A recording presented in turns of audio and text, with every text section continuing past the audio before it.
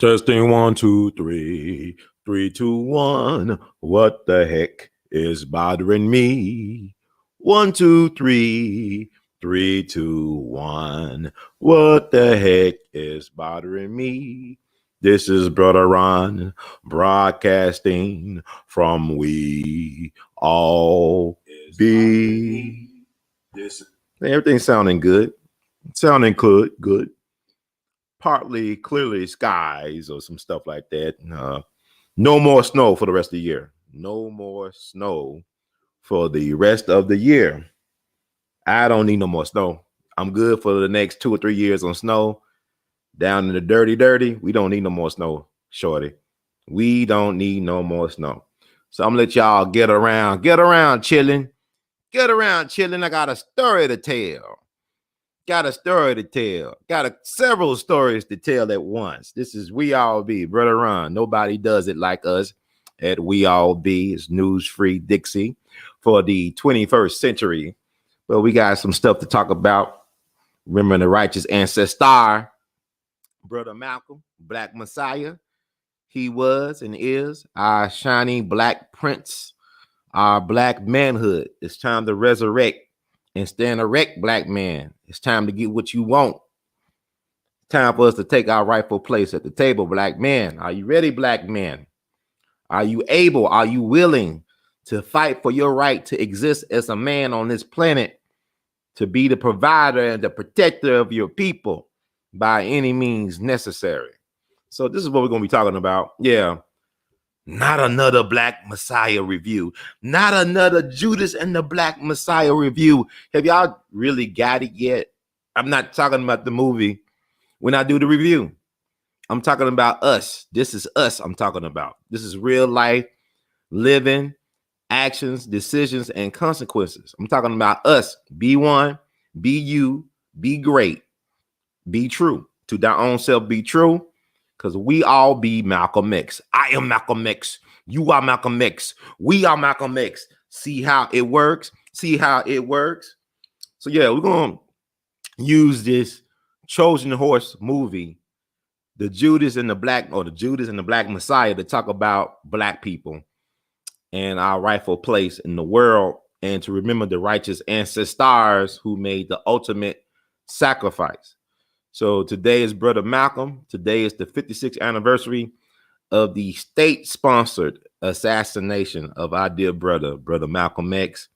Y'all call him Malcolm Little, Detroit Red, L. Hodge, L. Malik, Shabazz. I think I got it right. Y'all can correct me because people love to correct a Black man. Matter of fact, Malcolm used to go to that bookstore, the Michelle bookstore up in Harlem, I believe. The proprietor, Mr. Michelle, would lock up Malcolm in that bookstore so he could study overnight, get ready for debates. You know, Malcolm was a world-class debater. He was on the Norfolk prison debate team. That's a legendary debate team. They existed from 1933 to 1966. They won 144 wins against the best Ivy League schools in the Northeast. They won 144 victories and only lost 8 times against the likes of Harvard University, and other Ivy League schools. That's why Malcolm was so great at debating, man, because he got prepared for that in prison. Because he was on that Norfolk prison debate team. Like they're like the Lakers or the Yankees or the Celtics or the Cowboys or the Patriots or the Tom Brady's of their time. There was some badass. They didn't make a movie about that. They made a great debaters movie with Denzel. Hey, make a movie about Malcolm being on a prison debate team. That's what I'm saying. Y'all think that these movies are supposed to be the end all be all. How can you fit a complex life like Malcolm X in just 3 hours and 25 minutes? How can you tell the story of Fred Hampton Sr., who lived to be only 21 years young, in 2 hours? You can't. Stop letting Hollywood dictate the terms and existence and validation of our people, man. There is no excuse why we can't make our own movies. We got smartphones here. Got all this technology. We could tell our own stories because everything is about storytelling. It's about the art of storytelling. You don't need all of the bells and whistles and a big Hollywood budget to tell our story. There are so many stories that we need to tell, and y'all keep on waiting for white folks to do right. It's like y'all waiting for them reparations. But what we try to do at We All Be is give y'all the history, the receipts, so y'all can make the claims for reparations. Stop, like, going blindly into stuff, being emotional and caring about what white folks think, if you right or wrong, or you look right, or you look good, or whatever. When you stop caring about what other people think about you and what you do, especially them white folk y'all love so much, y'all will be free. We all be free when we start caring about ourselves first and forget about what other people say or do. You can't control other people thinking. Like what I'm doing right now, I'm offering the evidence that y'all need to go forth and making these claims. And that's my job. I don't really care about you agreeing with me. Don't really care if you subscribe or unsubscribe at this point. I don't really care. Like, it really took a lot for me just to do this live. It really had. I'm dealing with stuff. It takes a lot, man. I'm just dealing with this snowstorm, this geo-engineered snowstorm that dropped on Tennessee and parts of the country that won't go along to get along, like Texas. Texas, y'all can't talk about no secession when y'all can't take care of your power grid. You know what I'm saying? You need a power grid, be able to run your own republic or country.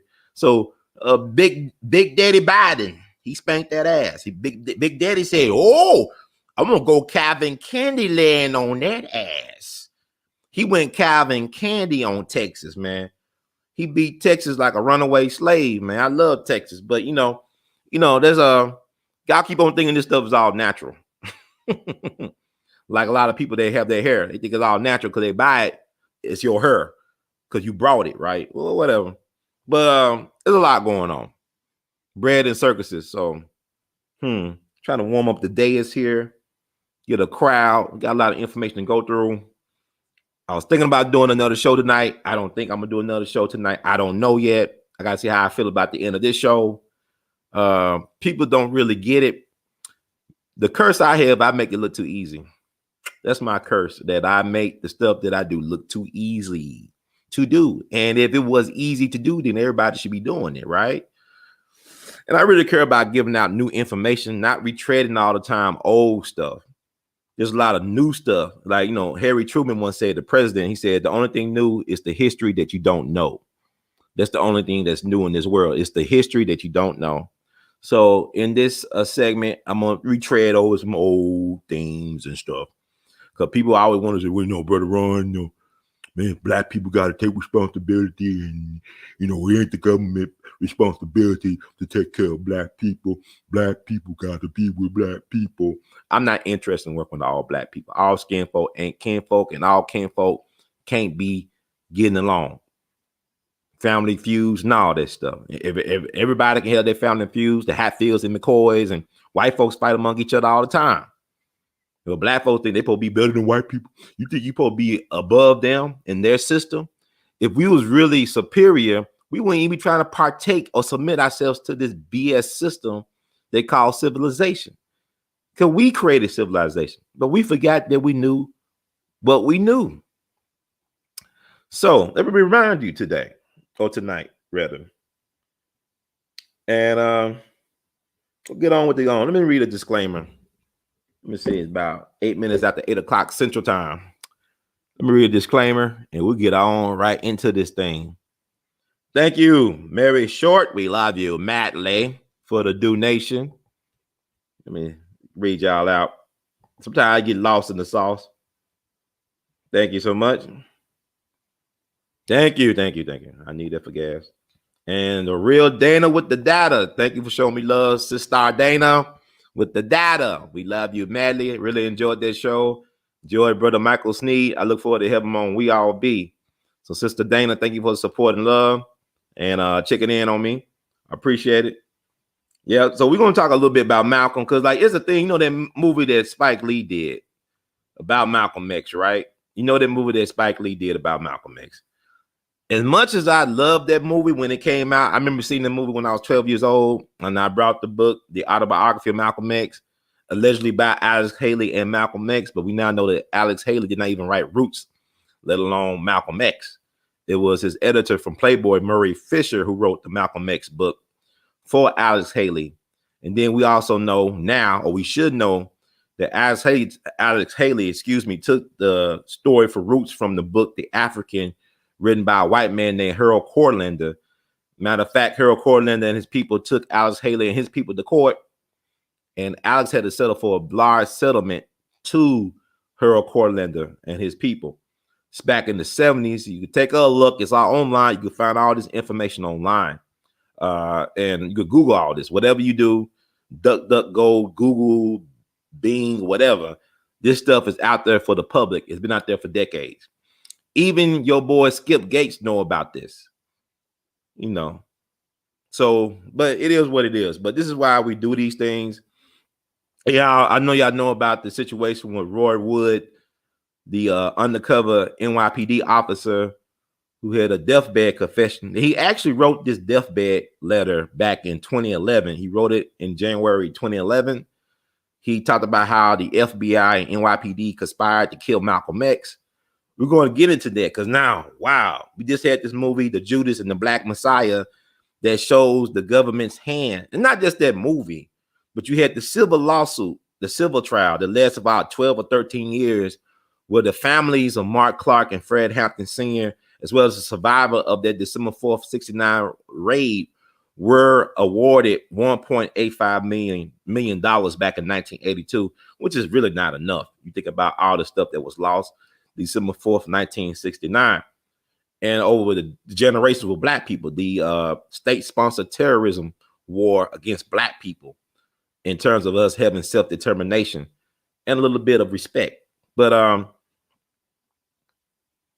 it came out that and also Senator Frank Church from Idaho, he had his church committee hearings in the 70s that exposed the counterintelligence program and all the abuses that it occurred against the American citizens, in particular people like the Black Panther Party, like Fred Hampton, like Martin Luther King Jr., people like that. So this is like a long paper trail of stuff that has been out there for decades that we, the people, can access to make the proper claims as ADOS, FBA, Aboriginal, Black folks from here.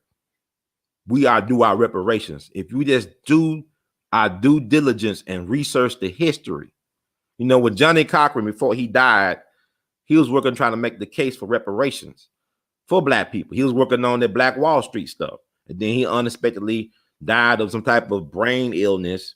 You know, not unexpectedly, they gave him something. Like, you know, I remember when I look at a news interview on C-SPAN, and Kwame Ture, y'all know him as Stokely. Some of y'all know him as Kwame Ture, but he was a freedom fighter.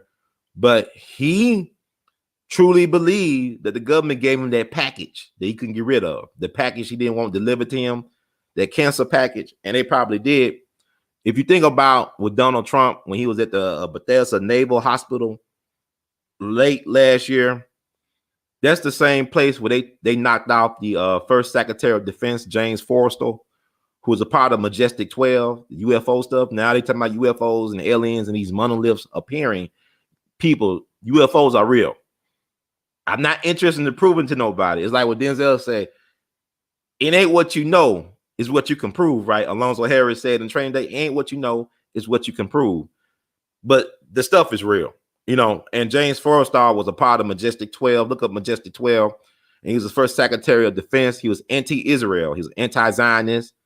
And for his troubles, they threw him out the 16th floor window of the Bethesda Naval Hospital, which is now known as Walter Reed, whatever medical complex. But back in the day, it was known Bethesda Naval Hospital. They also got rid of Senator Joseph McCarthy, you know, from the 50s, that guy who's leading the witch hunt against communists in the government, which we now know that were communist sympathizers, spies in the government at that time. He was correct, but he went to Naval Bethesda Hospital. So I guess he had something wrong with his knee. Then he ended up dead. And he was dating the Kennedy daughters, man. He was very popular with the Kennedys. He, you know, Papa Kennedy loved Joseph McCarthy. He dated some of his daughters. He was the godfather to RFK, Robert Kennedy's first child. His daughter, who was the lieutenant governor of Maryland at one point, and who lost her daughter and grandson in a horrific drowning last year, right at the beginning of all this COVID mess. So it is an interesting. Then you got Frantz Fanon, Mr. Wretched of the Earth, right? The Pan-Africanist thinker. He died at Naval Bethesda Hospital. He had allegedly leukemia. But y'all, think about this. So Trump knows all about this. Then they did a JFK botched autopsy at Bethesda Naval Hospital. So you think Donald Trump gonna stay there after he knew the history of what they have done to VIPs there? They're trying to send Reagan when he got almost got assassinated. They were trying to get him to the Naval Bethesda to finish him off, allegedly. But somebody had enough sense to send him to George Washington University Hospital, which was closer. So they were actually trying to get rid of Reagan when he got assassinated, when they were trying to assassinate him. And the guy who shot Reagan, his family were close family friends of the Bushes. He was a friend of one of George H.W. Bush's sons. The guy who allegedly shot Reagan, was it John Hinckley or something like that? And I think he's out of the mental ward, whatever. He's been out for several years now, if I'm not mistaken. So, Ron, when you gonna talk about Malcolm X? Okay, I'm gonna get to Malcolm X, but the undercover guy, Roy Wood, who was a black man, he confessed back in 2011. He was, he had cancer. He thought he was gonna die in 2011, but the letter came out recently. The daughters of Malcolm X had a press conference. It was formerly known as the Audubon Ballroom, I believe, which is now known as the Malcolm X and Dr. Betty Shabazz Center, where he got assassinated, something like that. But the letter was revealed to the people.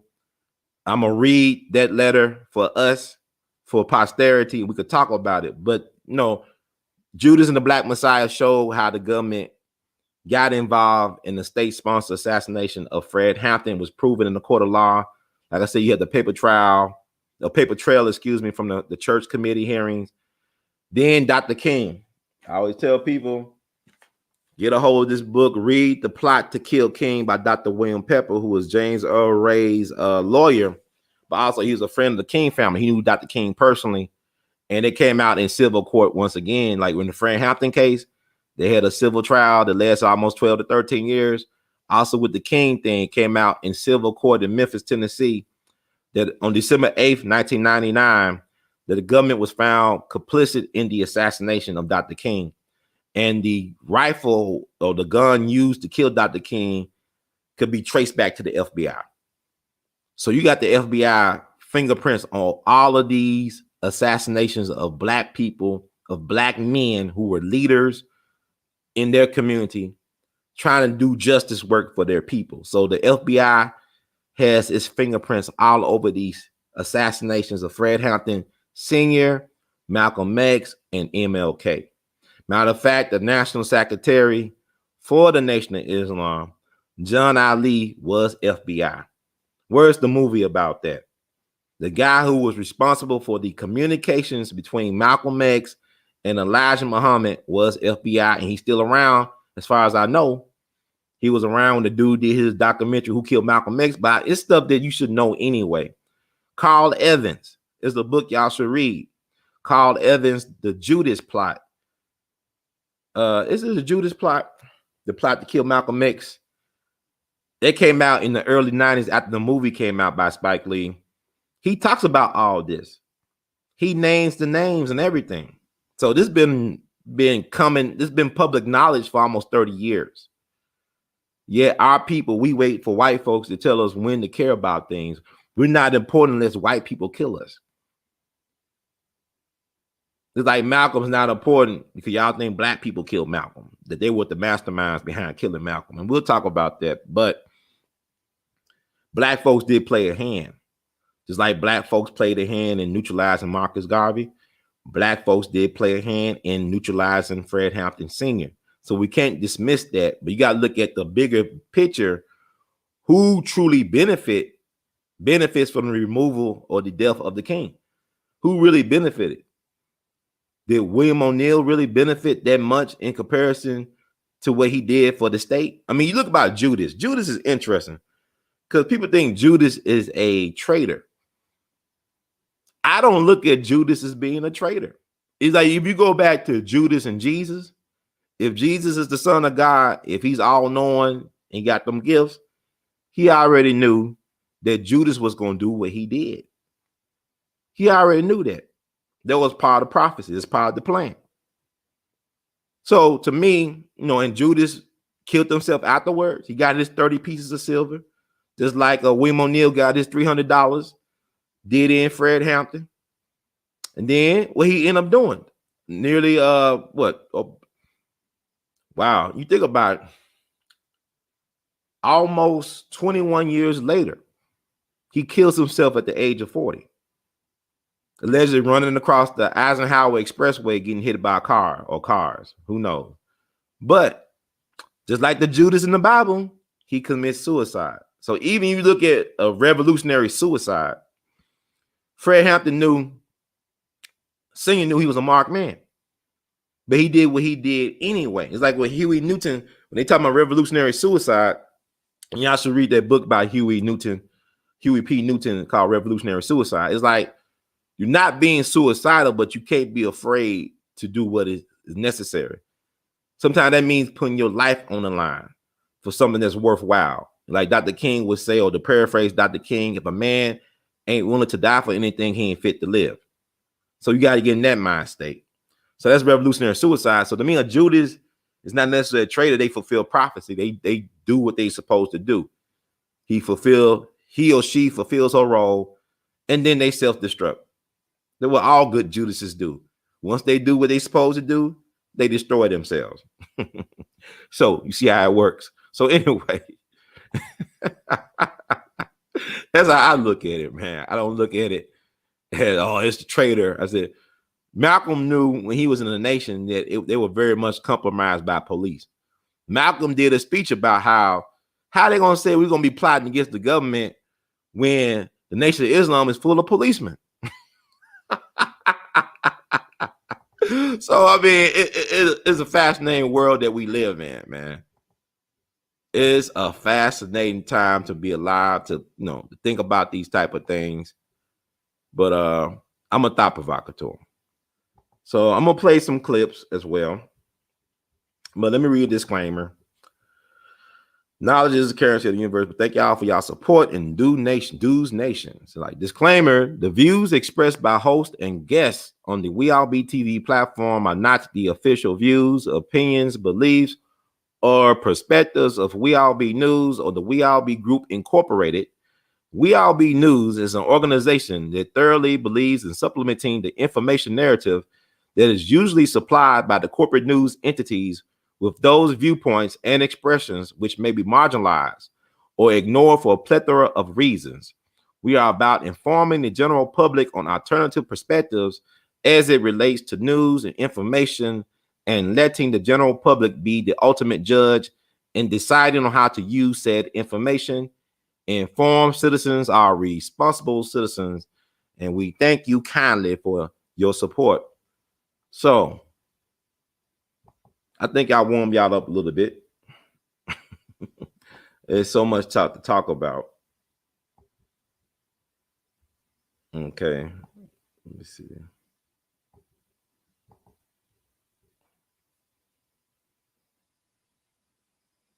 Well, here's how I feel about that.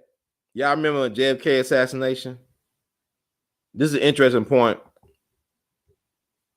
How do you trust them to do the right thing? It's their people, it's their own people being accused of this crime. I mean, not their people like individuals, but their organizations are being accused of this crime against humanity. Not just the violation of Brother Malcolm and his human and civil rights, but this is a violation against humanity. This is a violation. It killed this man in front of his family. His wife was pregnant with twins. This man has 6 daughters. They killed them in front of his family. And you asking these devils to investigate their other devils. How can you qualify the devil to give you mercy when the devil is only qualified to give you more hell? This is insanity. This is psychological insanity that Black folks ask these people, that we as Black people are asking these wicked, filthy, thuggish institutions to be accountable and transparent. They know what they people done did. There ain't no investigation needed. It's been done. The evidence is out there. It's been out there for decades. It's ridiculous. I remember I talked to Malcolm X's nephew, Ronell Collins, whose mother was Sister Ella Collins. She really was like a mother to Malcolm X. When his mom became institutionalized, she took him into her Roxbury home, which is now a historical landmark. I believe it's named like the Ella Collins Malcolm X house. So I talked to his nephew from time to time. Sometimes I forget that I'm talking to his nephew. Sometimes he sounds like his uncle Malcolm X. But he talked about even when that firebomb incident happened to his home, that the FBI came back and got some boxes of some of his letters and notes and stuff from the curb, right? The family was just throwing stuff out. They had a box full of Malcolm X's speeches and notes and all this stuff. There's letters and whatever. He said that decades later, the FBI returned that box they took from the curb back to the family. Malcolm had stuff on him that was put up for auction. That day, he was supposed to announce the people that was trying to kill him, allegedly. I believe Gordon Parks, the famous Gordon Parks, that Gordon Parks was given some information about Brother Malcolm as well concerning that. But it's a strange, family. It is very strange. I don't trust these folks to do the right thing because it's been proven that Malcolm's chief bodyguard, Gene Roberts, was undercover NYPD, part of the same Bossy program as Ray Wood, the guy with the deathbed confession. They were both part of Bossy. That's the counterintelligence program within the NYPD. Gene Roberts was Malcolm's chief bodyguard, who was giving him mouth-to-mouth resuscitation while he had holes in his chest. It said Malcolm had 21 gunshot wounds on his person, in his chest, arms, and legs. So how you give this man mouth-to-mouth resuscitation when he got holes in his chest? And also, Gene Roberts was the guy who set up Tupac's mom and the Panther 21. They was accused of trying to blow up historic landmarks in New York City, and Afeni Shakur had to defend herself in court while pregnant with Tupac. Now, this guy, Ray Wood, claimed that he set up some guys that were part of Malcolm's security detail for something similar to that. Like they was accused of trying to blow up some landmarks in New York, and he set them up, not realizing that he was making it easy for them to eliminate Malcolm, according to him. He didn't realize at the time he was making it easy for the law enforcement agencies like the FBI and NYPD, his NYPD, to eliminate Malcolm X. So John Ali, FBI, national security, national spokesperson or secretary of the Nation of Islam. This is not, something that, we don't know for sure. No, this has been proven. Freedom of Information Act, like I said, read Carl Evans. The Judas Factor, that's the name, The Judas Factor. It's called The Judas Factor, that book that came out in the early 90s by Carl Evans, The Plot to Kill or Assassinate Malcolm X. And you got, what's the brother name from Maryland? Y'all know who I'm talking about. His name's Zach Kondo, because he was featured in that documentary last year on Netflix. They really should have just interviewed him, because he's like one of the foremost experts on the assassination. He been studying that for decades, man. Zach Kondo. I think there's that guy named Zach Kondo from Maryland. Y'all can correct me in the chat, so just provide the information. Appreciate it. But thank you, Sister Tasha Thompson, for the Dues Nation. You see, you enjoy the knowledge you share on the show.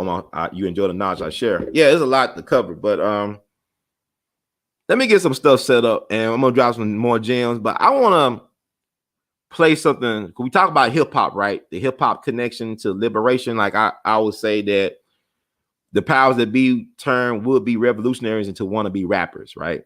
If you listen to Fred Hampton, the way his speech flowed, how he had that rhythmic flow, he had that charisma. He could have been a rapper today. Just like with Bunchy Carter, H. Rap Brown, them guys was rapping. Stokely Carmichael, no cats was rapping. And something about a black man who got command of the language, they got confidence, know how to, persuade people. That's a dangerous person. See, like today, name a leader right now, a so-called black leader that got those type of abilities. Name one. Al Sharpton. Who's really following and listening to Al Sharpton in these days? Jesse Jackson. I mean, he's not the same Jesse from the 80s or from the 70s. He's an older Jesse, more concerned about his health situation right now. I would take it, so he's not it. So name a person, a black man on the scene right now that got that type of sway and pull. Nick Cannon could have had it, but Nick Cannon, he learned his lesson. They spanked him publicly. They put him back in his place, in his sunken place. No disrespect to Nick, but I remember Kess was telling me that he said he gonna be the next Dick Gregory. Dick Gregory trying to figure out how long this was gonna last. You know what I'm saying? Because Dick said, man, this man, when it gets the networks and stuff, he want to go down this road. And Nick, now he know he don't want to go down that road. Ain't no disrespect to Nick, but we got to stop looking at celebrities who get their paychecks from the powers that be, who's dependent on the powers that be for their career and success, for liberation, because they not liberated. Colin Kaepernick don't even speak. He's quiet like a church mouse right now. All this stuff going on. You don't hear nothing from Colin Kaepernick unless he's doing a Nike commercial. You hear nothing from Colin Kaepernick. To me, he would never, in that level. Muhammad Ali had the gift. Jim Brown, Bill Russell, Colin Kaepernick, Jackie Robinson, he was conflicted about some things. It is what it is. But what I'm saying is, they went through a lot of trouble over the last 50, 60 years to emasculate black men, to destroy black male leadership within the community, within the family and household. They went out of their way. But anyway, I want to play something from A. Peter Bailey, who was close to Malcolm. He was one of the co-founders of Malcolm's organization for Afro-American Unity, which was based on the Organization for African Unity. And also he worked with C. Dolores Tucker. There's somebody that Tupac had some animosity towards, but he had, he loved C. Dolores Tucker. He loved Malcolm X. He actually saw Tupac in his first play when he played Travis in Raisin in the Sun. He was there when Tupac made his theatrical debut. This is A. Peter Bailey, a brother from Alabama, good brother, a basketball fanatic, a guy who worked with Brother Malcolm at the end and was there at the Audubon when it all went down. But I wanted him to talk about Malcolm and C. Dolores Tucker and Tupac and gangster rap and hip hop, his thoughts on all that stuff. Had a chance to meet him down at Silver Spring, Maryland back in 2012. So I'm going to play one of the parts of that interview from that meeting. And we'll be right back with y'all. And thank y'all for being very patient. I know I can ramble, but let's take some notes on what I'm saying and do your own research. Don't look at me as the oracle on all things black alicious or black revolutionary or whatever. And y'all are entitled to your own opinion. But I'm just dropping things. A lot of folks ain't really dropping some of the stuff that I'm dropping even tonight. And I'm not trying to brag on myself, but I take pride in trying to present information to the people. And like I said, my biggest sin is that I make it look too easy to do.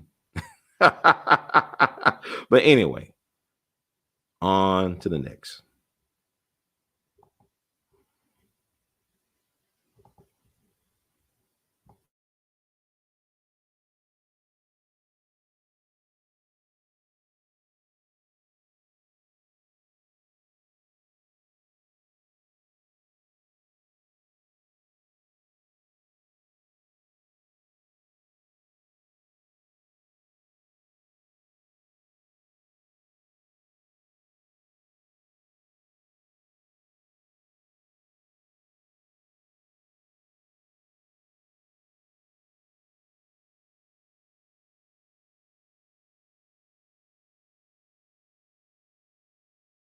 Mm-hmm.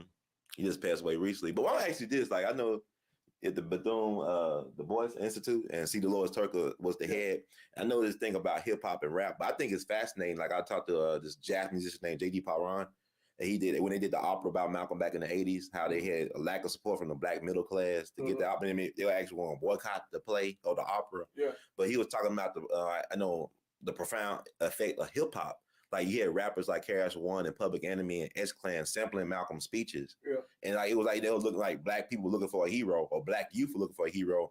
And they reclaimed Malcolm from like what you were talking about, how they do our heroes. So we think about how you feel about that perspective. And what happened?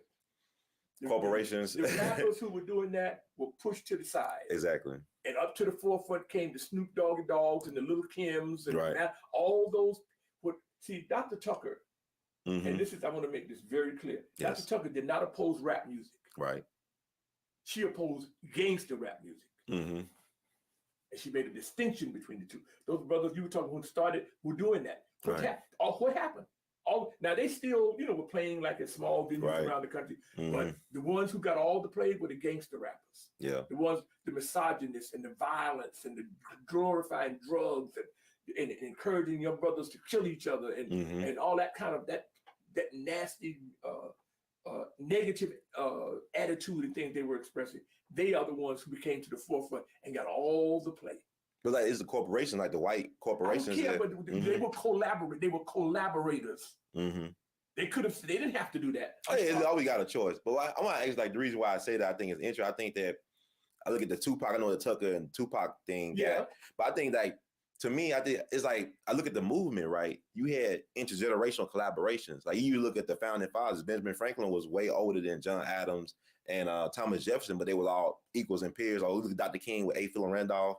And Adam Clayton Powell, they was a little bit older than him, but it's like we have lost the dialogue. Like we let other folks outside our community frame the dialogue, and we should be working. I mean, Tucker and Tupac. I mean, I think Tupac needed a mentor. I think there's a thing he needed a mentor. Tupac. First time I saw Tupac, a friend of mine named Ernie McClintock. I was living in New York. Okay. A friend of mine named Ernie McClintock had a theater company. He did a production of A Raisin in the Sun. Tupac played the boy. Tupac is an unfortunate. This was a very bright, very sharp, very together young brother. Right. Who decided to play gangster. Right. Because that's what he was doing. Tupac was not a quote unquote street dude.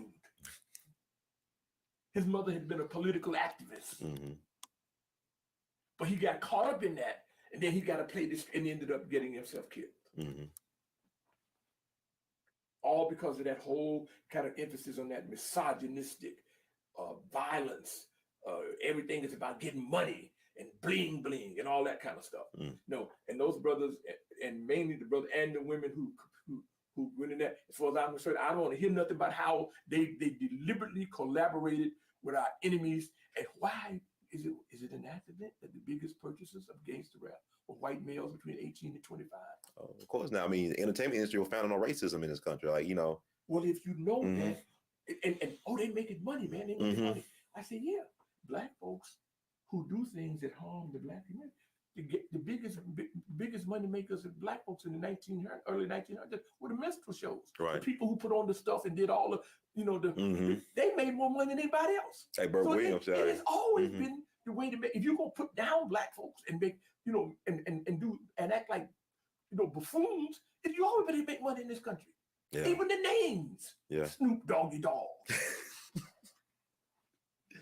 Oh, little this, oh, baby that. Yeah, little right. This thing. It's very infantile way. I mean, but it's like they non-threatening. But you got, like, look at, for example, the news. I'll give you your opinion about news anchors and the media personalities in the media, like black males. It's like they're been emasculated, for lack of a better word. I mean, they're not threatened. Like they will never have a person like Malcolm with a TV show or even doing commentary. We don't have to choose between them and the Snoop Doggy Dogs. There are a whole lot of brothers out there who are serious brothers who are doing things. So we're not caught up where we have to choose between the ones who have to kind of emasculate themselves in order to get the big anchor jobs, right? And the ones who get it there and do this buffoon type thing in order to make money, right? But people there's plenty of room in between for us to take care of business. That's true. There's always a company. You may make $1 million rather than $2 million, but you ain't hurting. I got it right here by Mr. Johnson, John H. Johnson said, "I don't want to be king of the mixed hill. I want to be king of the black hill." In other words, this whole idea you can't make no money unless you get white folks. Really? Johnson never put white folks on the cover of Ebony magazine in order to get more white subscribers, and he was the richest black man in America when he died. You know, tell that if you can't make money just selling the black folks, why don't you tell that to all those Koreans, all those Indians, all those Arabs who make fortunes and they don't have not one customer except black people. We the largest consumers and the largest fools are saying. So why do you go around saying, I got to do this, or I got to do that, or I got to act like this? Because the only way you can make some money is to get white folks. No, that's a lie. And they know it. What they're doing is trying to justify playing the buffoon for the benefit of white people. I'm sorry, I don't care what they say. And making money doing that. Black folks been making money doing that since time immemorial. So there ain't no doubt why they can make the black folks in the early 1900s who made the most money were the ones in the minstrel shows. And as far as I'm concerned, the gangster rappers are modern day minstrels. White people look at them and laugh and be like Amos and Andy. They ain't nothing but Amos and Andy updated. Because they are no threat at all to the system. No threat at all. Now the early ones were, which is why they got them shoved to the side. Right. The ones who were using rap as a political weapon to raise people's consciousness and to do. I mean, when I first heard it, man, I was like, "Ooh, man, this is great stuff." And all of a sudden, those brothers were off to the back on the back burner. And the ones in the forefront were the ones talking about, I got to do this and the bling bling and with the crazy name. They were the ones up front, right? And who'll be given all the play. It's not. This was done very, very deliberately. I look at the civil rights movement. I look at the Black Power movement. Malcolm had Max Roach and people like that perform at the rallies. The power of music. I mean, to move the crowd. Sam Cooke, a change going to come. I mean, you look at the consciousness of James Brown. You know what I'm saying? But like, we went from that to, like you said, being co-opted. There has always with black people. Anytime you try to organize black people to do anything, you gotta have some music. Right. This is in our bones. You got to have a cultural element as a part of it. That's just it. And Malcolm understood this. Martin Luther King understood this. All the great leaders understood this. A lot of them had backgrounds in entertainment too. Which is why they had relationships with major music people. Right. I read this biography on Lena Horne. Lena Horne says in this biography, she was a big Malcolm X fan. I was kind of surprised when I read it. And she married a white man. I mean, I'm just saying, like, she certainly did. Oh, wow. She said in this biography I read, she described when Brother Malcolm was assassinated, how she broke down in tears and cried. Now, this is in that latest biography on her. Okay, I'll check it out. I went and read it, man, and she was Catherine Dunham. You know who? And she married a white man too, right? But she You see what I'm saying? So these people were like quietly, and Lorraine Hansberry too, right? I mean, they got it. Yeah. Wow. These people were quietly, behind the scenes supporting. Behind the scenes, and he used to tell us that sometimes when he was alive, because we were like young, and we were like in our 20s, early, and we'd be talking about where we just, we just talking about certain people, and he said, y'all be surprised, and he said that y'all be surprised if some of the people who are helping me, behind the scenes, some of the black folks. Who he never told us names, but I remember him saying that because we'd be like, oh, so the bourgeois, and he said, y'all be surprised. Y'all be careful about some of these folks who y'all are, Wow. And you find this out, through the years. I began to find out that, all the, the underground people who were like, I know one of the biggest doctors in New York. I mean, one of the. Find out that his wife was a major supporter of Brother Malcolm. Wow. But they were not out there, But everybody, it's different ways to fight a war. Like you look World War II, different theaters and fronts, right? That's what you have to have. That's what you have to have. But we such a visual people, like you said, we got to see it to believe it sometimes.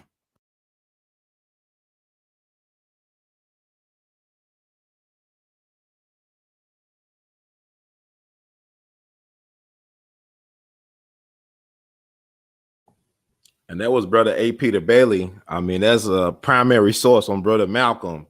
And Lorraine Hansberry and Brother Malcolm got the same birthday. They died in the same year. I believe Lorraine Hansberry, the woman who wrote, the playwright who wrote a Raisin in the Sun, I believe she died in January of 65 from leukemia or some type of form of cancer. But she was born May 19th. I want to say she was born, I don't even say the year, I might be off. Maybe it was 1935 because Malcolm was born in 25. Also, that's the birthday of Ho Chi Minh, the guy who led the Viet Cong resistance, who won the Vietnam War. He was born May 19th, like Lorraine Hansberry and Malcolm X. And so it's interesting that history. But A. Peter Bailey, that brother's still around.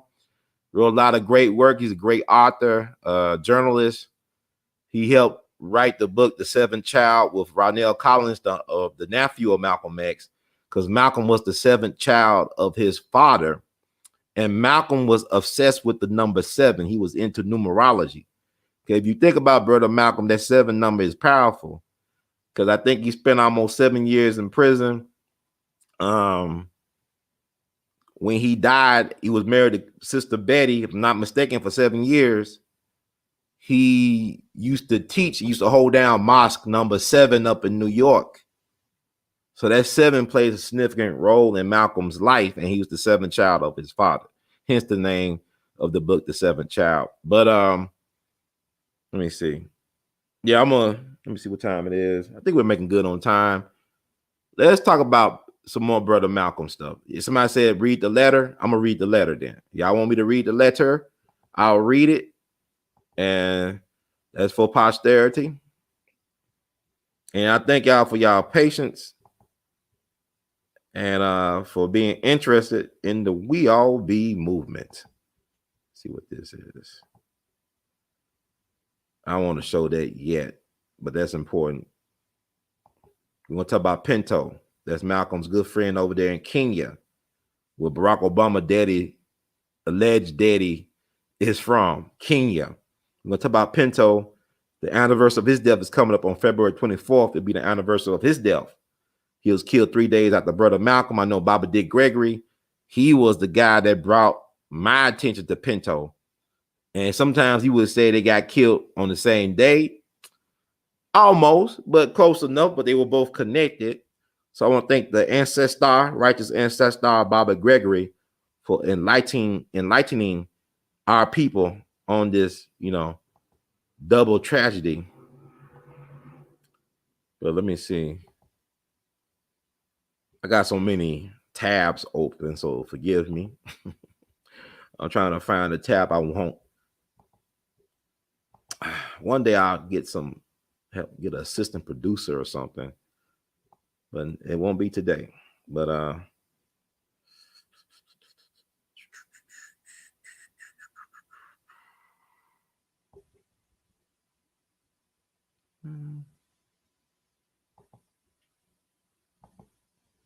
I keep on. I guess the ancestors want me to talk about this, but I want to hold off a little bit before I talk about the Pinto.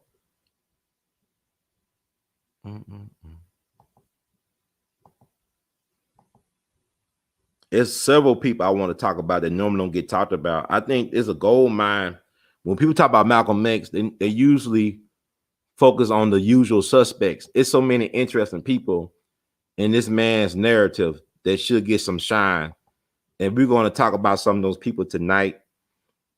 As soon as I get the right thing open. Okay.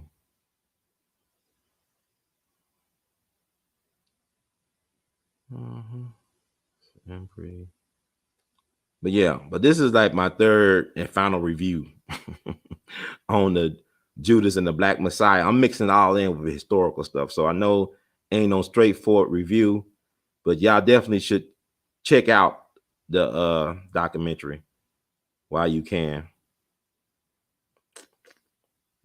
Let's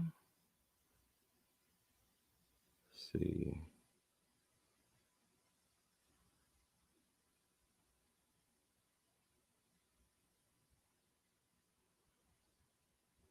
So much stuff to get through here.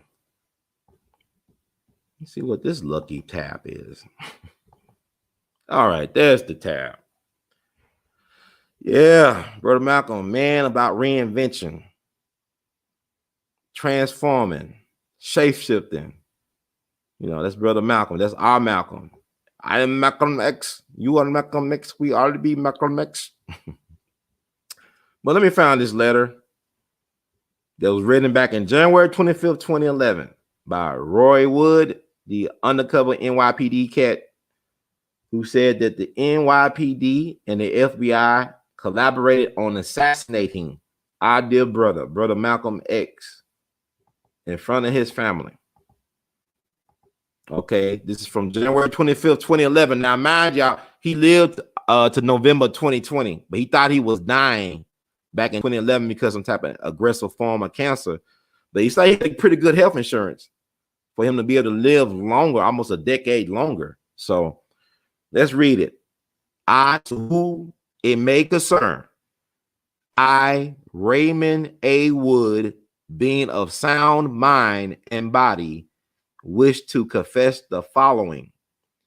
I was a Black New York City undercover police officer from April 1964 through May of 1971. Let me see.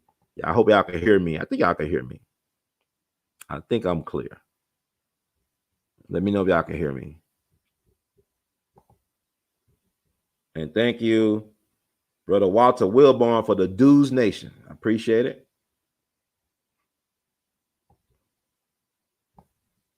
Let's see. Okay, y'all can hear me. Okay, good. So I'm going to continue. Let me say that again. I was a Black New York City undercover police officer from April 1964 through May of 1971. I participated in actions that in hindsight were deplorable and detrimental to the investment of my own Black people. My actions on behalf of the New York City Police Department, BOSSI, talking about the BOSSI program, BOSSI, look at the BOSSI program, were done under duress and fear that if I did not follow the orders of my handlers, I could face detrimental consequences. Presently,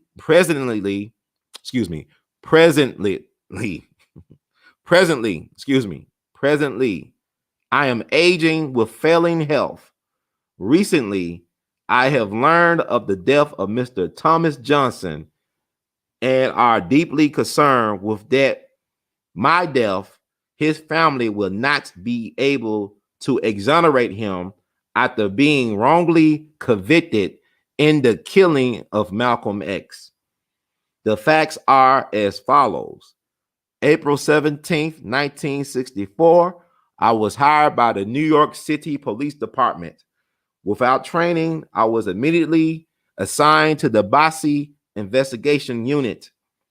My job was to infiltrate civil rights organizations throughout New York City to find evidence of criminal activity so the FBI could discredit and arrest its leaders. After witnessing repeated brutality at the hands of my co-workers, police, he got in parentheses, police, I tried to resign. Instead, I was threatened with arrest by pinning marijuana and alcohol trafficking charges on me if I did not follow through with the assignments. Under the direction of my handlers, I was told to encourage leaders and members of civil rights groups to commit felonious acts. Wow. The Statue of Liberty bombing idea was created by my supervisor / handler. Using surveillance, the agency learned that Bo and Saeed were key players in Malcolm X's crowd control security detail. It was my assignment to draw the two men into a felonious federal crime so that they could be arrested by the FBI and kept away from managing Malcolm X's Audubon Ballroom door security on February 21st, 1965. On February 16th, 1965, the Statue of Liberty plot was carried out and the men were arrested just days before the assassination of Malcolm. At that time, I was not aware that Malcolm X was the target. On February 21st, 1965, I was ordered to be at the Audubon Ballroom where I was identified by witnesses while leaving the scene.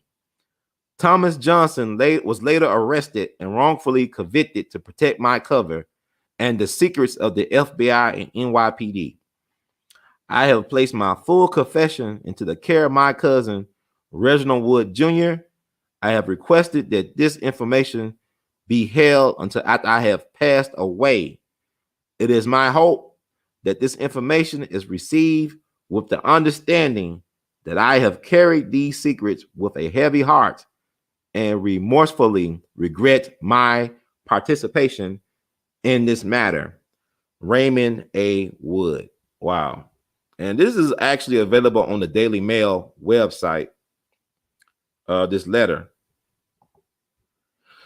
So that was a black man, right? Just like William O'Neill was a black man. Just like Gene Roberts. That's Gene Roberts' colleague, Ray Wood, you know. So that man been dealing with that guilt, that Judas guilt for decades. It was eating him from the inside out, that guilt of knowing what he did to our dear brother Malcolm and to black people in general. So nobody escapes this world alive. You might struggle and strive, like Hank Williams said, I never leave the world alive. Never leave this joker alive. But yeah, so that's the FBI. That's J. Edgar Hoover's FBI, the man whose name is on the FBI building. To me, that's worse than a Confederate flag or a statue of Robert E. Lee or Nathan Bedford Forrest. They have that man name on the FBI building. So the Statue of Liberty plot, I talked about how Tupac mom, Afeni Shakur and the Panther 21 was framed by the government utilizing Malcolm X's chief bodyguard, former bodyguard, Gene Roberts as a guy to set them up. So I guess they do that plot all the time. The Statue of Liberty plot, to blow up the Statue of Liberty. Think about what they do. These people are wicked. They evil, they filthy, they disgusting. And yet, here we are talking about, well, I hope that the Manhattan DA will investigate what happened. They already knew what happened. They approve of what happened. When Malcolm would have his rallies at the Audubon, it would normally be three dozen police officers at the Audubon. Not only did he have his own security detail, you had a strong NYPD presence at these rallies that Malcolm would have at the Audubon. At least 3 dozen police. That day, they was nowhere to be found until after he was shot and killed. They were nowhere to be found. Just like with Dr. King. When Dr. King used to come to Memphis, he had an all-black Memphis police security detail. I have interviewed the guy, Captain Jerry Williams, who was the black man at the Memphis Police Department who was responsible for organizing personal security for Dr. King. The last couple of times I think he came, he had none of that protection. And the police was like blocks back from the Lorraine. So everything was in place. So this is what they do. So this is a state-sponsored assassination. There's no need for investigation. You got enough of the paper out there to follow. But do they got the heart and the will and testicular fortitude to do the right thing by the people, not just by the family of Malcolm, but by black people, by American citizens who demands ethics, transparency, and accountability? Do they have what it takes to do the right thing? And I say no, because they don't respect the American people, and particularly black people, foundational black Americans, ADOS, Aboriginal, whatever you want to call yourself. You black people from here, the black folks from here, they do not respect. They do not respect us because we do not demand that they respect us. And we disrespect ourselves every day by allowing this type of disrespect from these institutions to continue. So, yeah, y'all can read that at the Daily Mail. Y'all can just probably type it up, Ray Wood, deathbed confession, Malcolm X, and it'll pop up somewhere. So, yeah, Black History is every day. I mean, but think about it. We all working for the devil. Like Dick Gregory said, you can't get mad. We've been dropping bombs all over the place. And when it's time to pay up, when they drop bombs on us, those bombs don't discriminate. It is what it is. If we're paying taxes to send drones to kill people overseas, then why y'all get mad when they decide to strike back? We just as guilty as the politicians and the military for doing that, because we provide them the resources. We pay taxes into this filthy system. And when it's time to get payback, God don't discriminate. God don't make no mistakes. You blowing up people at their weddings and stuff. You know, that's despicable. We're a bunch of hypocrites. If we think that we don't supposed to get any type of touching by anybody. All this BS that we spread across the world. And I'm saying we because we guilty, because we have not done anything to intervene. We have not done anything to intervene. And our people are so scrambled in the mind. And that's another thing I want to say too. And I'm gonna stop doing all this preaching right now. But if y'all love Fred Hampton Sr., check out the works of his master teacher, Dr. Bobby Wright. Y'all go do yourselves a favor and Google or YouTube search Dr. Bobby Wright. That's B-O-B-B-Y Wright, like the Wright brothers. Y'all know that the Wright brothers went to school with Paul Laurence Dunbar, right?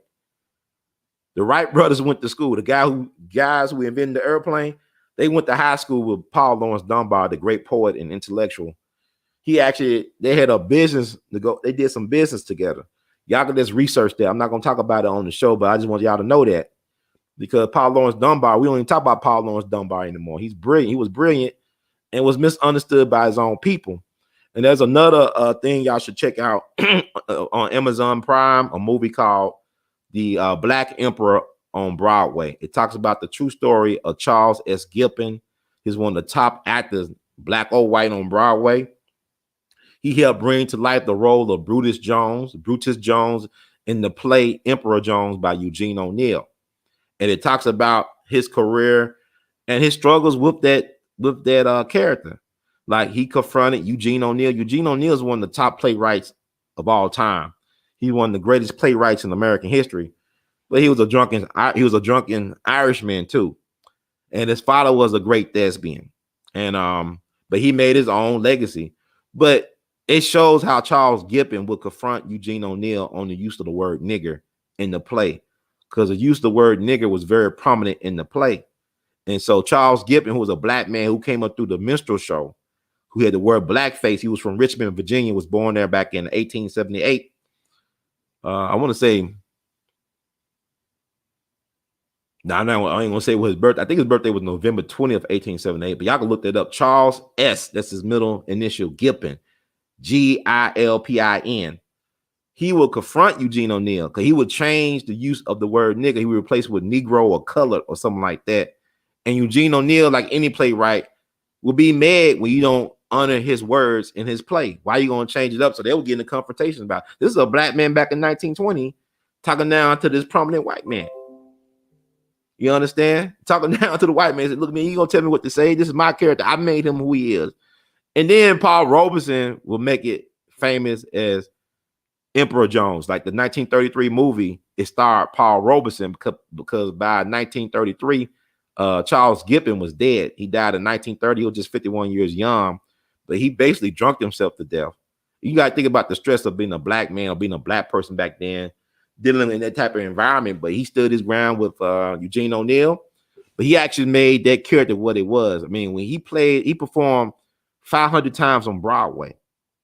And when he first opened that character, the Emperor Jones, because basically Emperor Jones is like a monologue, right? It's just him talking. You got some supporting actors in different acts of the play, but it's basically just a meaty role for a actor to show their craft, to show their skill. And what was unique about it is that normally back then, white folks were blacking up to play those roles for black people. Like in The Birth of a Nation, it was white folks in blackface. They were trying to portray black people in a horrible, negative light. But for this case, I mean, Charles Gilpin was able to get that role as a black man. He didn't have to blacken up. He could just be himself. And he was like one of the top actors and thespians in the country, won all these awards, including an award from the NAACP. He won, I think, a Spingarn Medal, I think, back in 1921. So anyway, y'all should check out that. That stuff was crazy. And Eugene O'Neill, his daughter married Charlie Chaplin. The Tramp, D. Charlie Chaplin, or Chaplin. I'm saying Charlie Chaplin. Chaplin is Chaplin. Charlie Chaplin. Yeah, United Artists, the Tramp. He married her when she was 18. He was about, I think Charlie Chaplin was 54 years old. It was like a scandal. Cause I think he was messing around with her when she was under 18 at one point. But she ended up having 8 kids by this dude. Charlie Chaplin ended up having 8 kids in his 50s by this woman in his 50s and 60s. I think Charlie Chaplin lived to be 77 years young. He died in Switzerland. And I think she lived to be 66, if I'm not mistaken. And but that's interesting. Eugene O'Neill and Charlie Chaplin connected through the blood. That's interesting. But anyway, I know I got out, but check out The Black Emperor on Broadway on Amazon Prime. Yeah. All right, yeah, that's true. Joe Spingarn was a spy. Matter of fact, the person who took over for Tuskegee after Booker T. Washington, Robert Moulton, was a U.S. Army intelligence spy. And that's how they got the Tuskegee program, the Tuskegee experiment. He was there when they initiated the Tuskegee experiment back in 1932, and he retired from Tuskegee in 1935, and he died in 1940. That's Robert Moulton.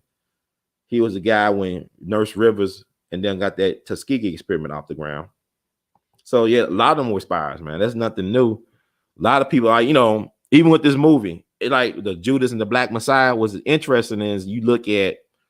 I saw an interview that Bobby Rush recently did on the Griot about the movie. He was singing the praises of the movie, excuse me. But what I don't understand, Bobby, if y'all could save Emmett Till House and make it a historic landmark, how come you can't save the Hampton House, man? If that's your homeboy, that's your comrade, y'all taking pictures together, y'all posing like y'all bosses. This man lost his life at 21, been dead for over 50 years. You see that his family and the organization is struggling to maintain his childhood home. Bobby, with all due respect, how come you can't get no money, no government funds out there to those people to preserve this man's house, his childhood home? I mean, one about Bobby Rush, because Bobby, he did a real interview. He was in poor health. I knew he had like a cancer scare, like a saliva gland. He had some type of saliva cancer, and they had to do some surgery on his jawbone. Like that Ebert guy, it's not like Roger Ebert, when they had to remove his jaw, whatever the hell he was going on with him. And he had he was talking, it's not to that point, but it's like he was struggling with his words. I don't know if he's been very sick lately or whatever. He just got married not too long ago. His wife died several years ago, and he got remarried to another minister. I didn't know he was a preacher. But my thing, Bobby, how come you ain't doing right by your boy? Don't you supposed to be your brother's keeper, but not found out that Bobby was in the army? I'm not saying that, but I think it's interesting. He was in the army before he became a Panther. That don't mean nothing because, Geronimo Pratt was in the army. He was decorated Vietnam War veteran. And look what they did to Geronimo Pratt. They put him in prison for almost 30 years for something he didn't do. And Geronimo Pratt was the godfather to Tupac. And I didn't know till recently that his great niece is Kyla Pratt. He used to be on that show on UPN. That UPN? With that guy Flex. They had that show where where she played his daughter. Kyla Pratt. That's her great uncle, Geronimo Pratt, and they look alike. You look at their pictures side by side, they look alike. So that's interesting. So I'm not saying that, I'm just wondering because, like, in that Panther organization up in Illinois and Chicago, when I read Roy Mitchell's, the FBI handler who handled William O'Neill, they say he had 9 informants in that organization. And so it was not just William O'Neill, he had 8 other informants in that organization. And I would classify William O'Neill as an agent provocateur. He's not just an informant giving information. He actually a person that is disrupting the narrative and making things happen that led to the demise of Fred Hampton and Mark Clark. So he was an active participant in their assassinations, in their murder by the state. So he's not just a person giving out information. He's an actual person that's provoking situations to create an outcome where people are losing their lives. Just like that George Sams character that was portrayed in the movie. He's going around different Panther safe houses so they can allow the police to raid these places and to violate these people's civil liberties. And he's working for the government. killing folks on the government payroll. This ain't nothing new. These people are filthy, filthy people. And yet we are told to respect these people, but they don't even respect their own laws. They go around and trapping people and stuff like that. It's despicable. But let me talk about Pinto. Let's talk about him. It says, the ancestor want to be acknowledged. man. It is so much stuff to ponder. I'm trying to get this stuff like within a reasonable time. Thank y'all for being patient. So much to go through, so little time. But write these names down, man. If y'all interested in learning more, because you got this internet for now, we could look at the internet for now and put these pieces together.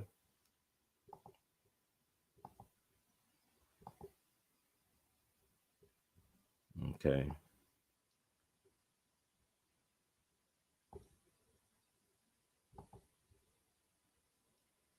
Okay, we do it like that. I'm trying to finish out Black History Month strong. I'm trying to do some more shows. I'm trying to have some guests on here as well. I know people been worried about Dr. Randy Short. It's like he's all right. He's doing his thing. I'll be seeing him do his thing now. I'm supposed to try to reach out to him tonight, but I don't know, man. Stuff take a lot out of you. Okay, so that's Pinto, right? We're going to talk about him. All right. It says, when African-American leader Malcolm X visited Kenya in 1959, he found he had a lot in common with Pinto. They planned a common strategy to deal with the daily humiliation and indignity suffered by both Africans and African Americans. Malcolm X was assassinated on February 21st, 1965, 3 days before Pinto. Their murders are linked and that both were considered dangerous to vested interests. Yeah, Pinto was taken out of here February 24th, 1965 in Kenya. He was assassinated in front of his daughter. Like Malcolm was assassinated in front of his daughters. And these guys were young guys. I believe Pinto was in his 30s, late 30s, if not early 40s. And we're going to get into this. We're going to talk about this. We're going to get deep into this. I got my own take on Pinto. But it's thanks to Baba Gregory for exposing that information, because a lot of folks don't talk about Pinto when they talk about Brother Malcolm and their connection. You know, Malcolm was one of the first Black people over here of prominence to protest the state-sponsored assassination of Patrice Lumumba, the Prime Minister of the Congo. You had the CIA working with the Belgians to get rid of Patrice Lumumba. And what they did was they made sure they got rid of him when they destroyed his body. And the only thing that was left of his body was some of his teeth. And one of the people who killed them kept that teeth or those teethies or teeth as a prized possession. Kind of like when they lynch Black men or Black people, like Black men that cut off the Black man's penis, his balls, nose, whatever, fingers, and keep them, they'll pickle them up and keep them as souvenirs. Sometimes they'll sell these Black people body parts in stores like they was at Walmart. You imagine you going to Walmart, you could buy a Black man's penis or ears or nose, like you buying a frozen pizza or something. So this is how they had it in these stores now. So they took pictures, they used the photographs of the lynchings and made them into postcards. There's an exhibit.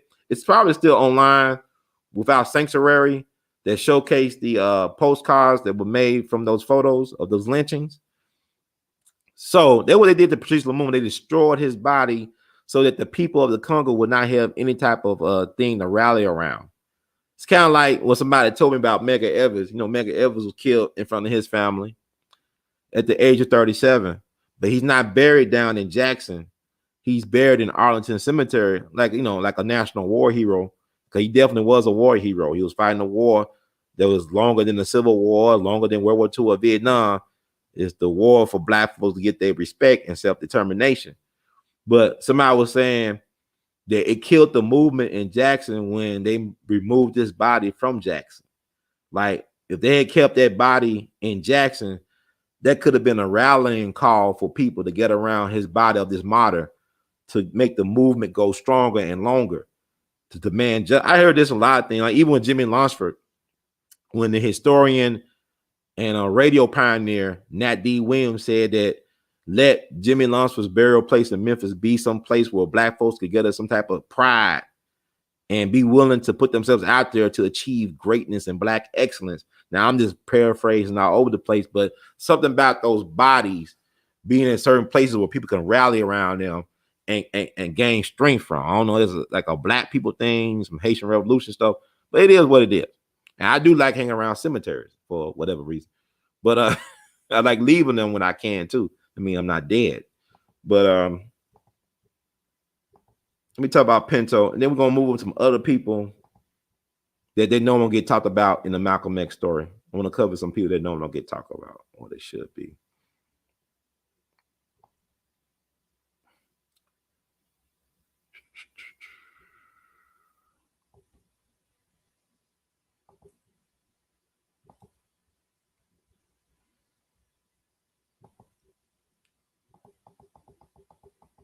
Brother Pinto and Brother Malcolm, riders, them two riders right there. True to the game. Riders for the people, man. But let me read something that I wrote about Pinto.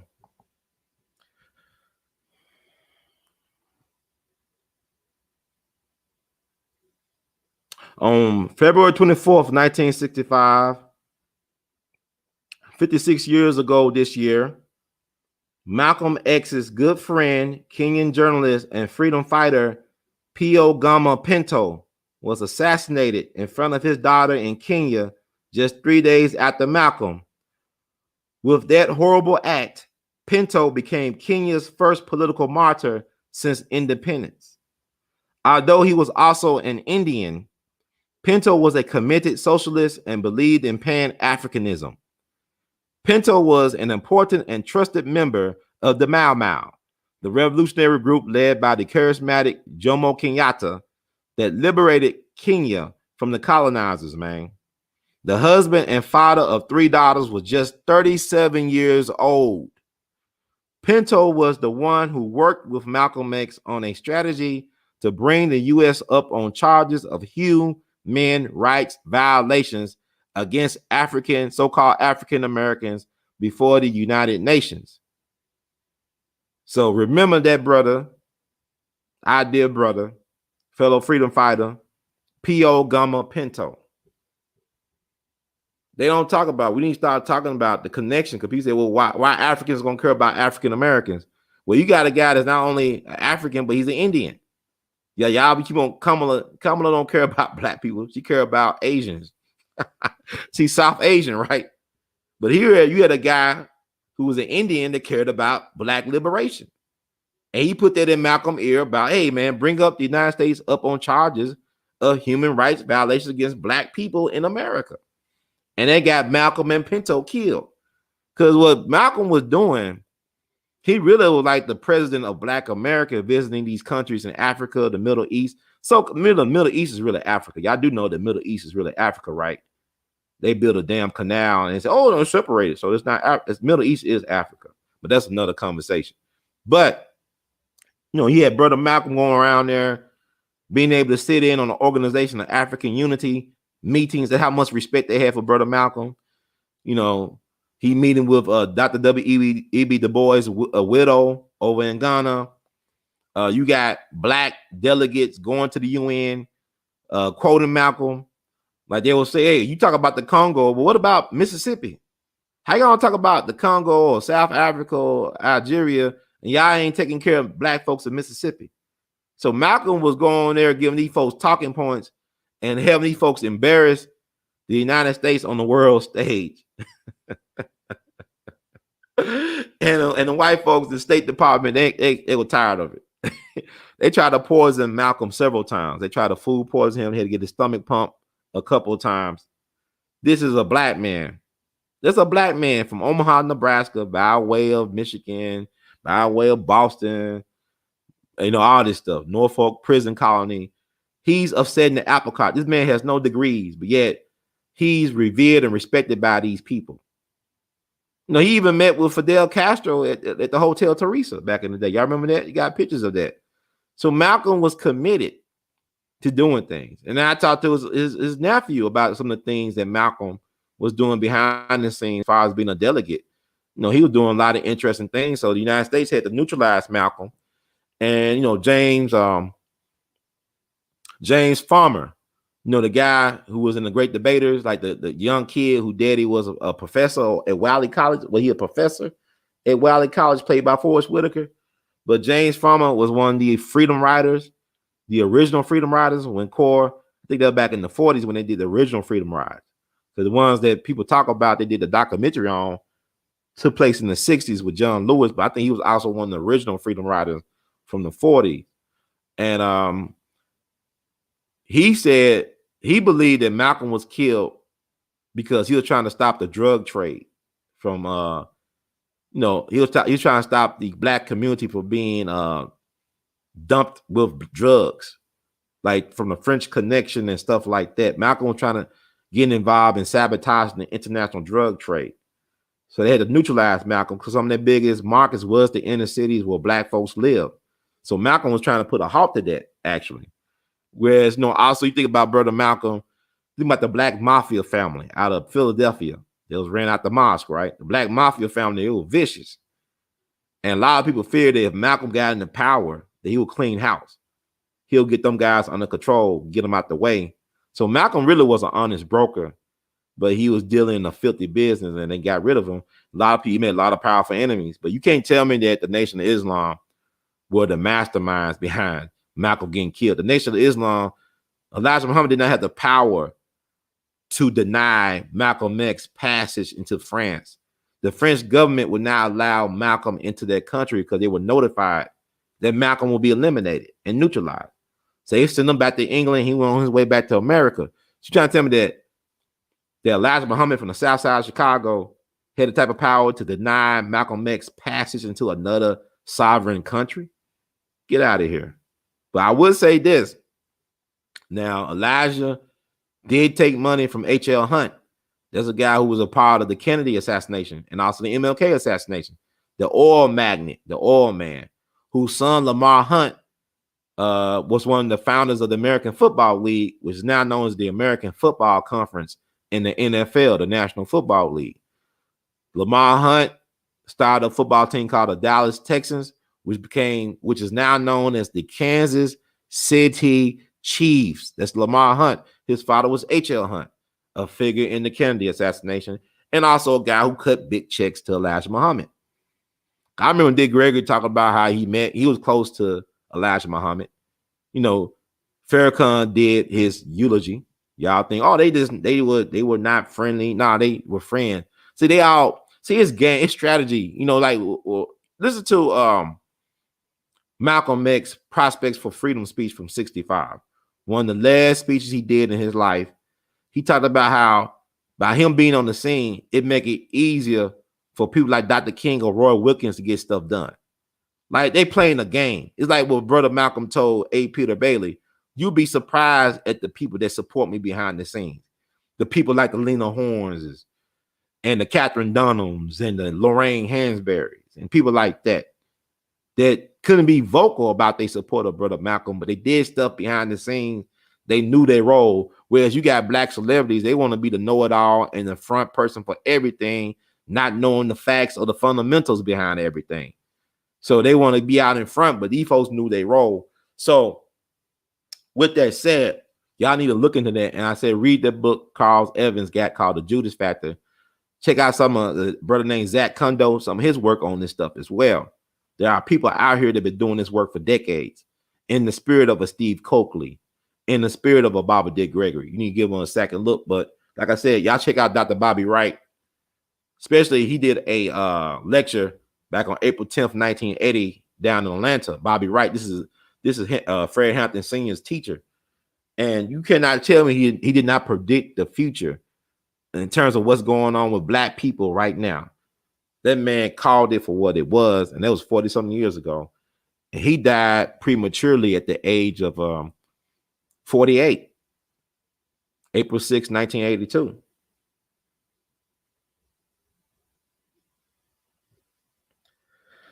Now, the CIA said they rented out the room. According to Dick Gregory, The CIA ran out the Audubon a week before Malcolm was killed.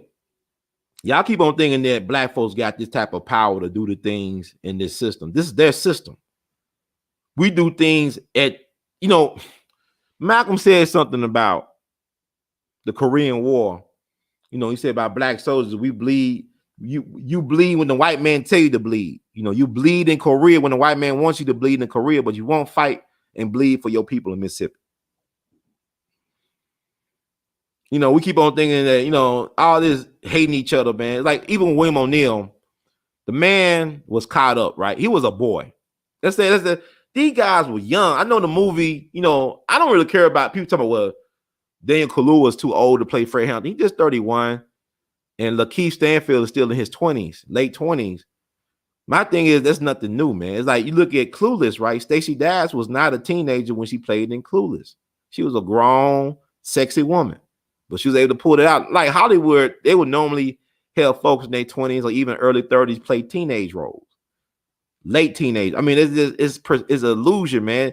Y'all like that these movies supposed to be the actual factual truth on how everything went down. This is the definitive truth. It's entertainment, man. It's a distraction. You be better off studying on your own the legacy of Fred Hampton Sr. and the Panthers. Just research it, talk to people who were there, and draw your own conclusions. Don't wait for Hollywood to disappoint you.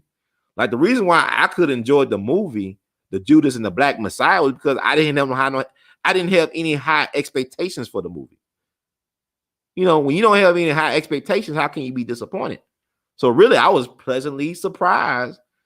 It was well done for what it is. And like, it's a 2-hour movie. And a guy lived for 21 years. You ain't gonna tell the whole story. But William O'Neill, he got caught up before he was 20, man. When Fred Hampton died, he was just 20 years old. Not excusing William O'Neill, but you got to understand, our people have been put through a job. We deal with a lot of psychosis over generations, man. Our people are mentally sick. Because how can you explain us thinking we're going to get justice from a system ran by the devil? So, I mean, it's fascinating. But let's talk about another brother. Let's talk about somebody else. I could find these. Thank y'all for being patient. I think we're making decent time. Trying to pull up this stuff.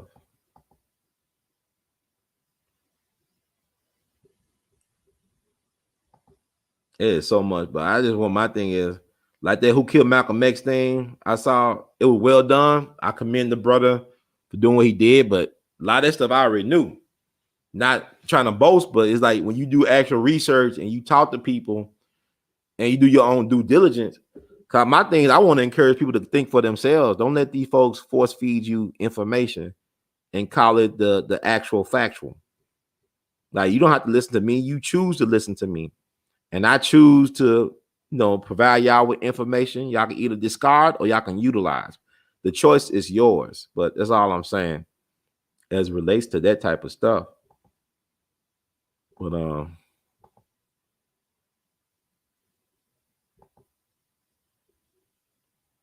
okay.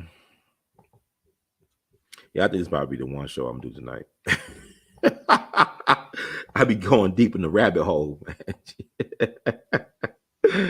Oh Lord. Oh boy.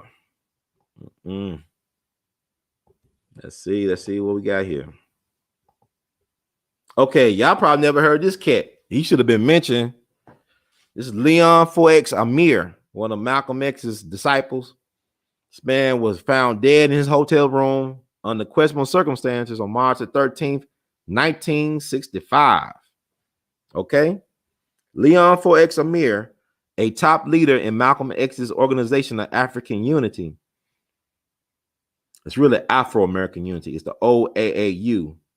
The Organization of African Unity from Africa was the inspiration for the Organization of Afro-American Unity. But anyway, died under suspicious circumstances after informing the FBI and others that his life was in danger and that he knew who killed Malcolm X. He was quoted as saying I have facts in my possession as to who really killed Malcolm X. Referring to the Chicago headquarters of the Nation of Islam, he declared, the killers are not from Chicago. They're from Washington. He declared, the killers aren't from Chicago. They're from Washington. He had met with the FBI days earlier, and despite being in good health and a martial arts expert, he was found dead at the age of 32. The coroner changed his autopsy report multiple times afterwards. This man was Muhammad Ali's press secretary, from my understanding at one point. This man was beaten up severely a couple times, if not one time, and they finally got rid of him. But he just told y'all, like I just told y'all, well, Nation of Islam, look, who's in Washington? Who's in Washington? Where are the headquarters of CIA and the FBI located? Not that far from Washington. In Virginia. Government in Washington. So then he told the FBI, look, he talked to the FBI and look what happened. We found out all this stuff about the FBI with their COINTELPRO program. He went to tell the devils, man, our people, man, Jesus, may he rest in peace, the mighty ancestor. He left behind a whole bunch of kids, from my understanding. So maybe one of them would talk about this. And let me see something.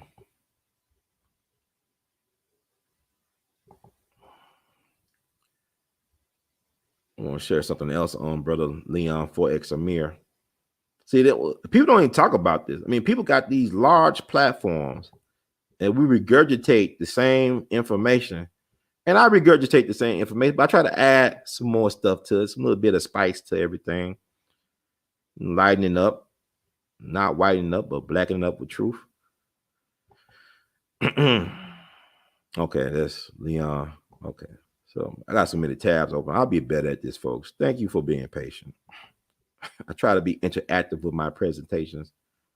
Man, I be learning things to trial and error, man. If you haven't figured it out now, if you don't know, now you know. Okay, this is another report about Leon Amir. They say he was guarded at funeral of Malcolm X. So this guy was in fear of his life for weeks before they got him. Sleep agent overdose and death of ex-Muslim. The Suffolk County, Boston, that's in parentheses, medical examiner said that ex-black Muslim Leon Amir, they say he's 31. And, it's funny how they didn't get the ages right for the life of me. They can't get the age of these people right. Died as a result of an epileptic seizure complicated by an overdose of Doridin, a sleeping powder.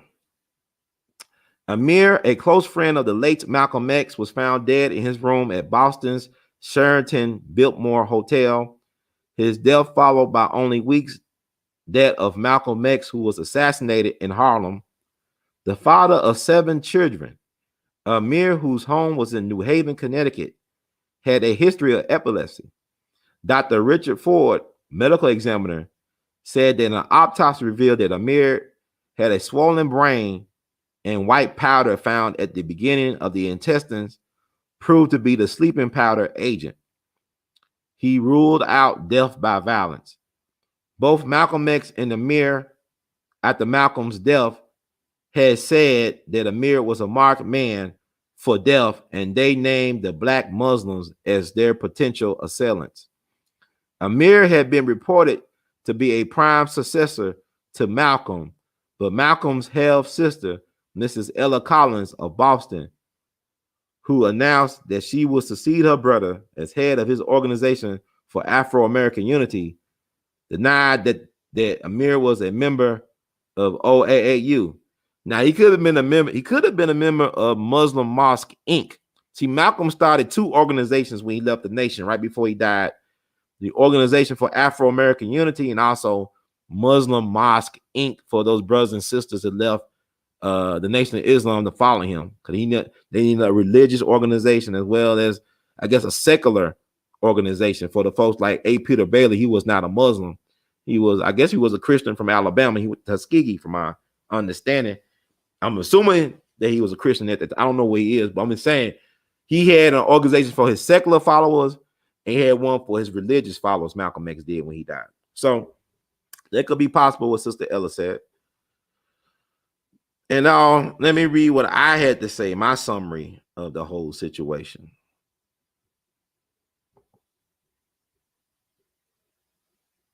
March 13th this year will mark the 56th anniversary of the mysterious death of Leon 4X Amir, the great Malcolm X's close associate and the former press secretary for boxing legend Muhammad Ali.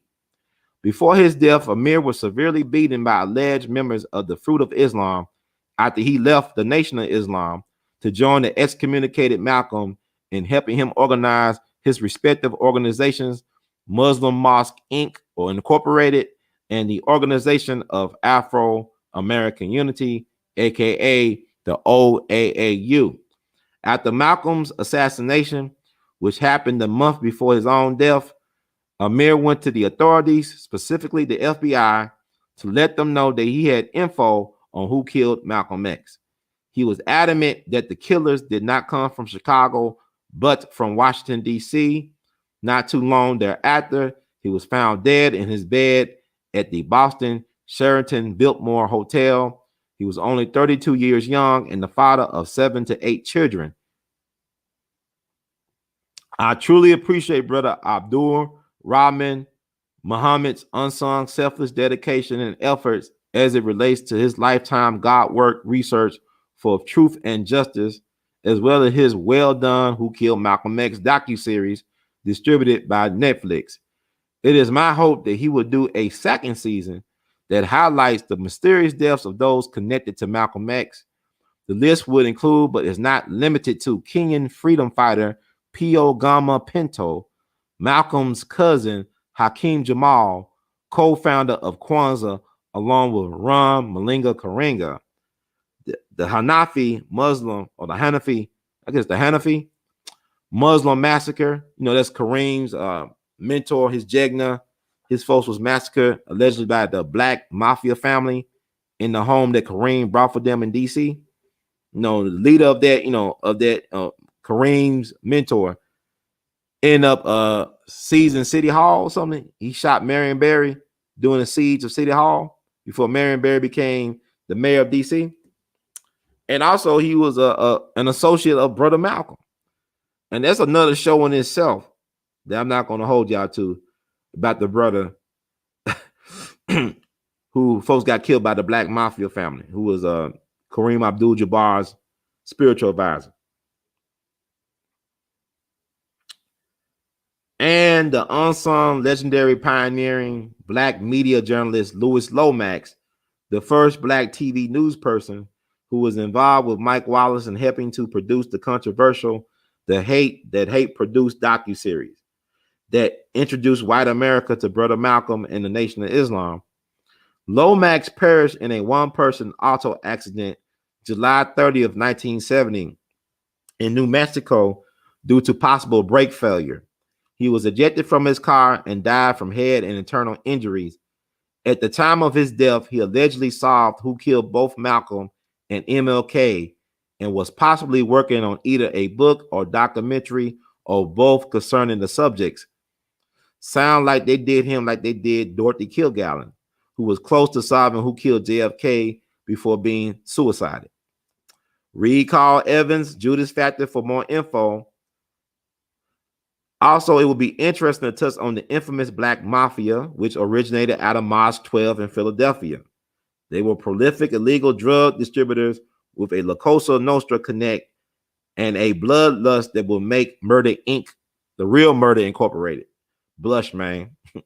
Malcolm was not a fan of what was going on in Philly and would have probably cleaned house if he succeeded Elijah Muhammad as head of the Nation of Islam. According to people like civil rights legend James Farmer, Malcolm could have been killed because he was trying to stop the powers that be in the international drug trade from exploiting and decimating the Black community in the U.S. with their poison.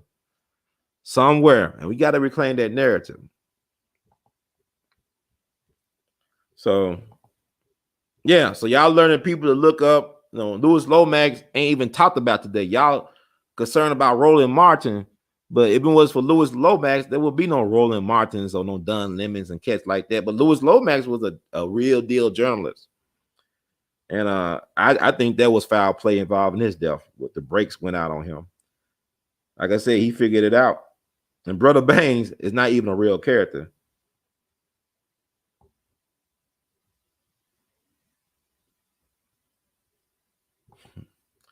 That's interesting, ain't it? I don't, it is what it is, man. But it is, you gotta heighten the contradictions. Black people, man, we could be our greatest liberator and our own worst enemy, man. It's all about the programming. And we've been programmed because Malcolm was getting, man, they were chasing Malcolm from the airport, so-called Fruit of Islam. I mean, it's documented. Malcolm was being harassed and chased. Malcolm was in fear of his life, and he said, enough is enough. One day he said, you know what? If I gotta die, I'm gonna die like a man. I'm not gonna run like a coward.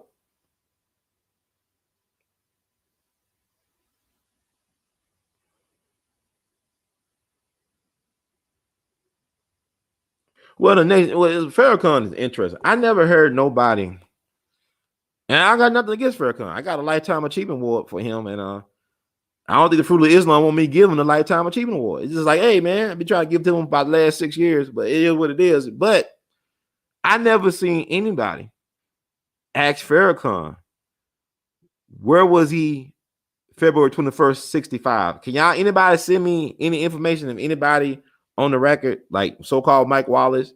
He's dead now, but he interviewed Farrakhan a lot. On anybody. I mean, because when Farrakhan getting wrong with somebody, it's like people, it's not even an interview. It's like he just start talking. You ask him a question, and 2 hours later, that's it. But it'll be interesting to know to have anybody ever asked Farrakhan on the record, where were you when Malcolm got killed, February 21st, 1965? Now, some sources claim that he was at Mosque 25, where the so-called shooters originated from in Newark. That was an open secret. I don't know. I wasn't there. But, it's like George H.W. Bush, not comparing them, but George H.W. Bush could recall where he was at and what he was doing when he heard about Pearl Harbor.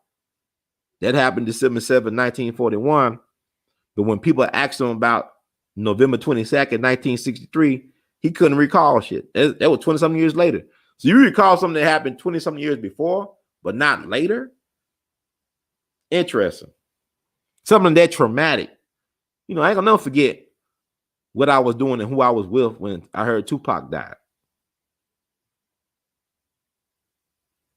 I was coming home with my mom, my sister, my little brother. We was almost to our apartment townhouse, or our townhouse, whatever, apartment, whatever you want to call it. And the broadcast was interrupted on the radio. Said, we want to inform y'all that, the Tupac Shakur passed in Las Vegas, 4:02 p.m. Pacific. So it was 6:02. It was like a little bit after 6 when we heard the news. And soon we heard that my mom made like a U-turn. She just turned around, took me to Target, which was not that far away from where we live in Hickory Hill. Went into the music section.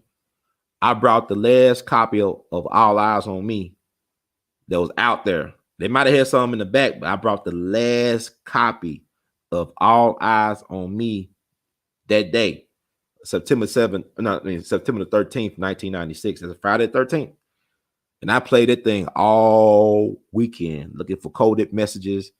I was working at Cecil's, the grocery store that was around. It started in Memphis before the Civil War. Now it's no longer in existence. But, man, we was talking about, me and the other bag boys were talking about, hey, Tupac knew he was coming. We predicted, because we all thought he was going to survive. We thought Tupac going to make an album.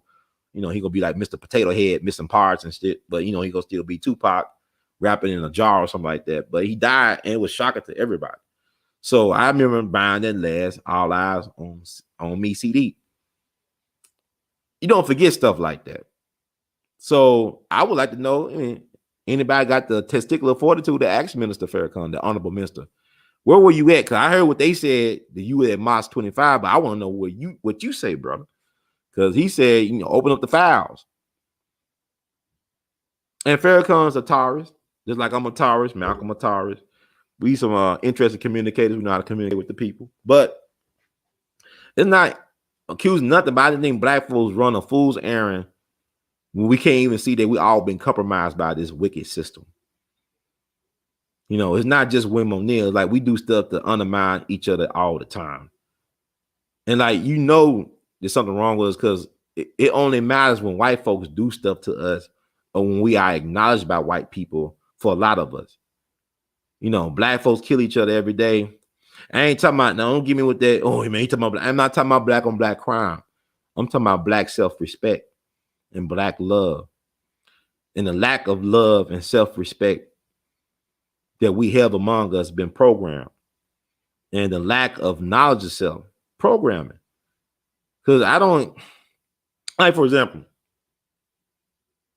I was lucky that I grew up in a household. My grandmother valued knowledge, my maternal grandmother. She had a whole encyclopedia set. This is before the internet. It's like I'm a Oregon Trail generation. We didn't have fully blown internet my whole school life when I was going to school. That came on the end when I was in high school. But my grandma would have a encyclopedia set. My mama had an encyclopedia set. Used to go through the thing all day long for hours and hours. But what I love, my grandmother had a Black History World Book Encyclopedia, a special edition Black History World Book Encyclopedia, where I would just be in her living room going through that thing. When I'm in elementary, when I'm 5th and 4th grade, I'm looking up Burt Williams and Medgar Evers, learning about Emmett Till. They're not teaching this in school. Then I talk to the elders. They'll tell me, because they're from Mississippi, they'll talk about Emmett Till. So I knew all this stuff in elementary school. Not because the school was teaching me, it's because I learned that at home, in my grandma's home. She had all that. She valued knowledge. She taught herself how to read by reading the Bible. She was the eldest of her brothers and sisters, but she ran away from home. She eloped with my grandfather, who was a World War II veteran, and they made a life. But what I'm saying is, people say, well, why they don't teach this at school? I said, they're not qualified to teach who we are in school. Yeah, I do realize that that's not what they're there for. School is not there to teach you who you are. School is there to help you understand, to acquire the skills and tools necessary to navigate this system. You learn that at home. If your people don't know who they are, then you screwed. Unless you can connect with the village. A lot of people in the village lost their way. They don't know their roots. So this is why I pride myself on doing what I'm doing here, to try to give this information. Yeah, it's good to know about certain things, but it's better to know about who you are, to learn who you are. So hey, it makes sense that I pursued this because I had an ancestor who was in this field of work. So I'm not doing nothing new. I'm not reinventing the wheel. I'm following a certain type of intuitive blueprint. So that's why you should know who you want to know. But no, I don't hate no black people. I mean, even with William O'Neal, man, it's a sad story because this man had a son. His son got to be in his 30s now, if he's still around, and you living with that burden what your father did, man. You carrying that, you cursing your seeds when you do dirt like that, when you don't atone for the dirt that you do. But I believe by him committing suicide in a way that was atonement, revolutionary suicide.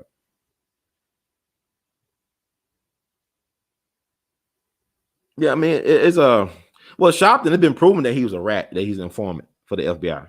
That's been proven. But yeah, people still love Al Sharpton. It's like what Dr. Randy Short said, we hate our heroes. We love our traitors, but hate our heroes, right? Let me see. Oh yeah, well, Fred Hampton, the hip hop connection, right?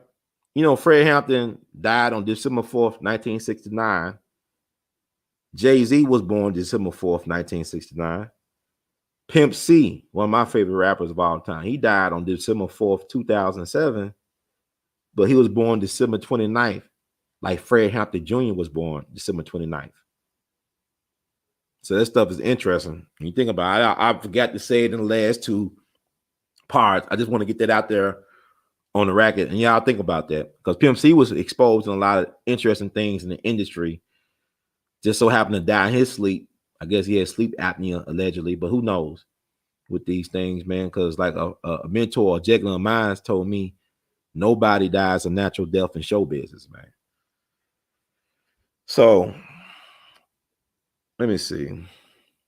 Oh, let's talk about The Real Minister Baines. The Spike Lee movie was well done, but it did the people a disservice, right? Because people actually think 20 something years later, what him? Malcolm X came out 92. So dang, it'll be 30 years next year when the official debut of the Malcolm X movie with Denzel, one of my favorite movies of all time. Even though I haven't seen it in a minute, Malcolm X one of them movies, man. It's so well done that you never get tired watching it. It's like Goodfellas or Casino for me, or like the Godfather trilogy, even Godfather 3. It's so well done, but at the same time, it's so historically inaccurate. It's ridiculous. And you know there's an agenda because they always been, since Malcolm been put in the ground, trying to undermine his legacy. You know, you got people saying Malcolm X was this and that. Let me talk about that. And I think I'm gonna wrap it up as soon as possible.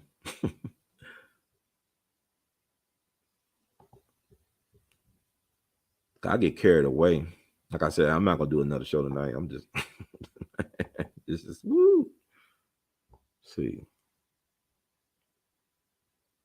Yeah, I had a chance to talk to attorney Gregory Reed, the lawyer from Detroit who bid on Malcolm's missing chapters from the Malcolm X autobiography. I'm going to play that right now. He's reading it for us. Who was doing an interview. I'm sure them chapters have been published already, but he actually bidded on the missing chapters from the autobiography of Malcolm X. And y'all should know that, like I said, Alex Haley did not write that book. His Playboy editor, Murray Fisher, wrote the autobiography of Malcolm X, and he stole or plagiarized from the African, written by a white dude named Harold Corlander for his Roots novel. Think about it. How can, like Dick Gregory said, how can a person write some of the best-selling books of all time die broke? How can he die with his estate owing people money if he wrote some of the best-selling books of all time? It's like J.K. Rowling dying broke, and she wrote the Harry Potter series, right? So anyway, something like that. But let me play this from attorney Gregory Reed, and we'll be right back and try to close it out strong. But this is how he's reading the missing chapters of the autobiography of Malcolm X that he bidded on, kept in a safe in his office, I think in Detroit. And I interviewed Manny Marable. And I remember interviewing Manny Marable, Dr. Manny Marable. He actually, I think he flew to Detroit or something like that, but he was able to look at those chapters, but he didn't give him enough time to actually just look at the chapters, from my understanding. But I interviewed Manny Marable back in July 2007. You know, he died on the weekend before his book came out, his Pulitzer Prize winning Interest in Peace work of historical fiction. There's some people say the reinvention of Malcolm X, but that's another story. Well, let me pray attorney Gregory Reed. Let me see. And thank y'all for being patient and for listening to Brother Ron Hurd. It's been a long week already. Thank y'all.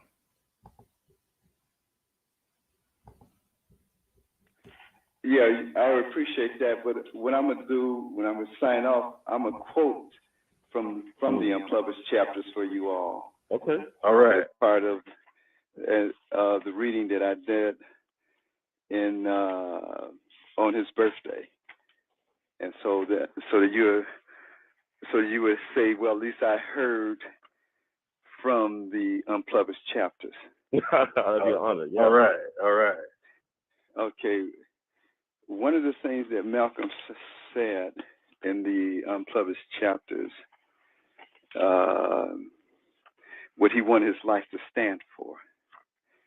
First of all, he said, I'm writing this book for the best interests of the Negro and the white man in America. I wasted 7 years of my life in the streets of America. Today, after spending the transitional years of my life in Boston and later Harlem as a human predator, parasite, and leech, for all of which I was inevitably apprenticing for self-destruction in Boston, and afterwards spending the next 7 years in prison. White America vilified and scorned me today in the news media's headlines over radio and television as the infamous black Muslim minister Malcolm X, accused of teaching and spreading the untruth, hatred of the white man among my black brothers. No man has but so much time to do his life work and find his purpose for living. Everything that I do now takes on a sense of urgency. Today I have not the time to write a book merely with the ambition to excite or stimulate some reader's mind. I have, the readers will see, in years, chapters to come, who has lived as closely as it is possible for a Negro to live in the white man and live with the white man and the white woman. In fact, I consider my life to be a perfect mirror that reflects the attitude of the white man in America towards the black man. In part, in fact, it was what I learned of the white man that personally helped me to shape my thoughts, convictions, and positive core values of self-esteem, self-help, self-determination, and self-reliance that totally changed my life to the perspective about him that I have. Only a part of it is the white man in America seen especially seems to be, to me, in an indeed in peculiar and ironic position to accuse of any black man of hatred.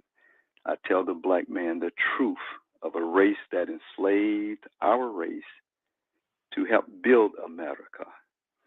His rich country, a man who has raped our black foreparents, mothers, until as a race today we are no longer even black. A white man who in every one of his wars took us to bleed and die with him, and yet for all this has rewarded us with the back of his hand and his table scrapped for 100 years since the Civil War.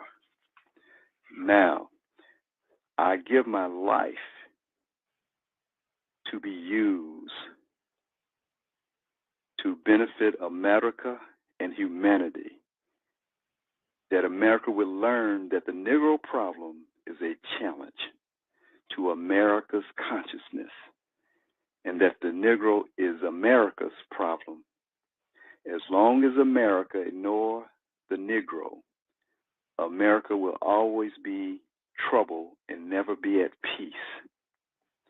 If my life story helped free the Negro mind to do for himself, his family, and his community, it would help America. Then the story of my life would have helped both races in the best interest of humanity to move beyond where we have been, where we are, and be of some use to transform America and the world to make it a better place for us all. Malcolm X, my interim introduction chapter of my autobiography.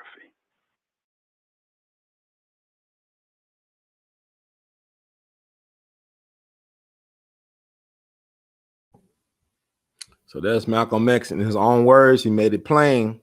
And they didn't even make the original book for whatever reason. But I think it's probably been published by now. I'm not mistaken. And also, they got the Malcolm X diary that one of his daughters worked on, along with a respected journalist, that was released several years ago. So you got stuff out there about Brother Malcolm in his own words, making it plain. So it's important that we as Black people reclaim our narrative, create a narrative, and to honor our heroes and sheroes on our own terms and stop letting these folks dictate the terms of how we honor and validate our people. It's BS, and it's time to put that to a rest. But also, um, I got a couple more things I want to share with you all. I'm gonna try to wrap it up. I didn't, things go by so fast. But I guess I was doing all these interviews for a reason over the years. Let's see.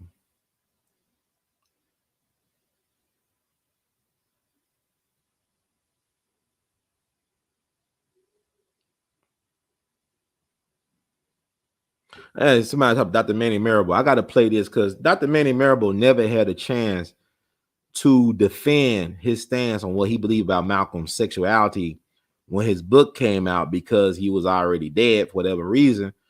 And some people really do believe that the book that was published and released to the people was not necessarily his actual book. That they just did what they want to do, but they wanted to Pulitzer, and he was a blood sacrifice. Whatever. But I had a chance to talk to Dr. Manny Marable for an hour, so I want to play this thing because I asked him about the sexuality question because there's nothing new. Like you had the white guy from the '90s named Bruce Perry who wrote a book about Malcolm.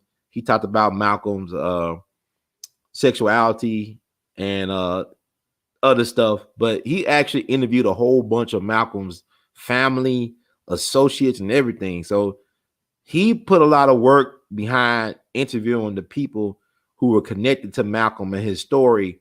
But the interesting thing about information and data is how you shape the narrative with said information and data, how you interpret the information and data, from your perspective. So that's unique.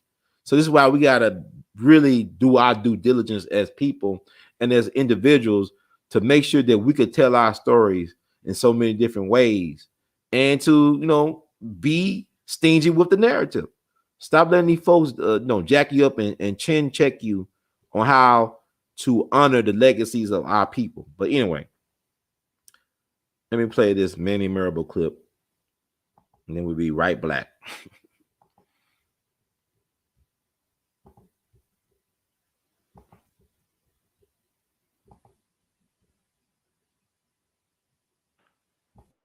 I also like you brought up the queer thing. I know I wanted to ask you this earlier though, in relation to Malcolm, like everybody recently. I remember I talked to a professor at the university that I attended, and he was animate.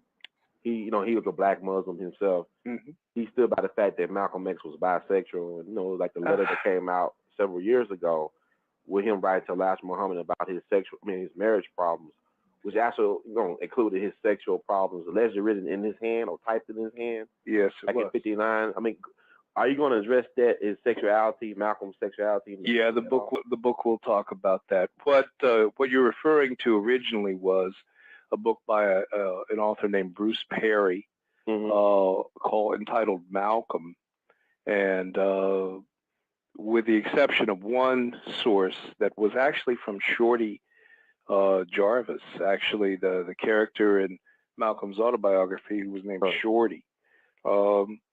There is some evidence that is presented in this book that suggests not that Malcolm was bisexual, but that he engaged in intimate actions that were homosexual. I think that to a certain extent you have to separate those kinds of actions from an identity that is homosexual or gay. Mm-hmm. For example, men in prison frequently have what would be called homosexual sex. Does that make them homosexuals? Well, depends, yes and no. Some people would say yes. Other people would say, well, once you leave the prison, then you're in the heterosexual world. What you do in prison really doesn't matter. So, I'm not. I don't want to get into a debate about it, but Perry basically, for the most part, cites unnamed sources, and that's not what a historian does. That's what fearmongers do. Right. And so I address Perry's charges in the book.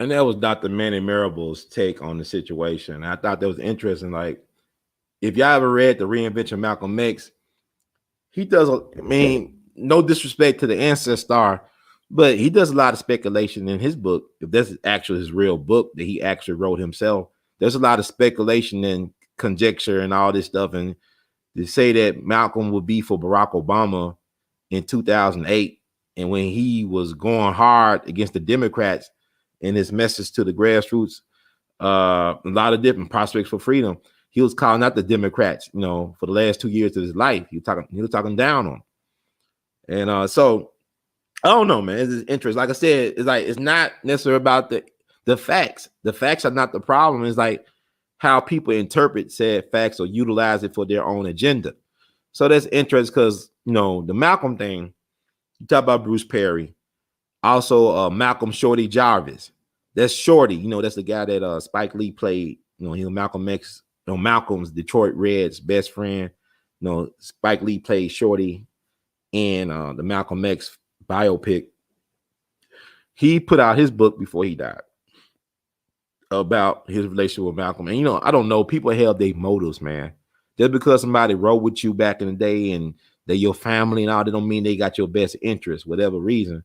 And Malcolm can't defend himself. So it's interesting to talk about that. And also, I want to play something I did with M1 from Dead Prez. Dead Prez, they one of my favorite hip hop groups of all time. So I had, you know, interviewed M1 a couple of times on my show some years ago. And so we talked about Malcolm X, these allegations about from the Manny Marable book. And I want to play his take on it at the time. This is from 2011. His thoughts on Malcolm X, sexuality, on Manny Marable's work and stuff like that. And then, yeah, it's getting late. I don't want to keep y'all too long. The folks who got to start, who could stay. It's so much information I didn't get to. Like I said, I don't do movie reviews like y'all do. People say, well, no, I don't do the 10-minute movie review. And actually, I'm just giving y'all a lot of this other stuff. Because I look at these type of things when a hot movie or something come out, I'm more interested in giving like some backstories behind some backstories and putting things in a certain context, because that's not being done right now on a regular and consistent basis. So I'm gonna play this and I'll be right back. We all be news free Dixie for the 21st century.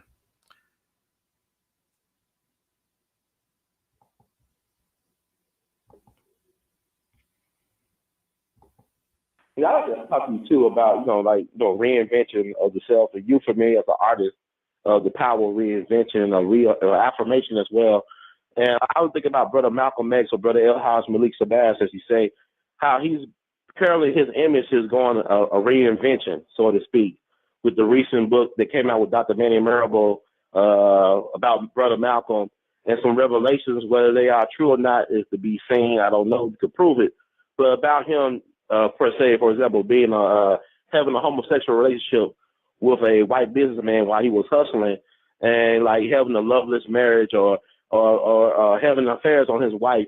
And I don't know if you are aware of the book I'm talking about. This came out by the late Dr. Manny Marable, but a lot of people have been making more about the question of Brother Malcolm's sexuality than they are about his politics, about the stuff that he stood for, about the stuff he spoke on. And I want to know, what's your take on all that? Well, I'm aware. I'm aware of the book. And may this brother who has recently transitioned, may he rest in freedom. Dr. Manning Marable. I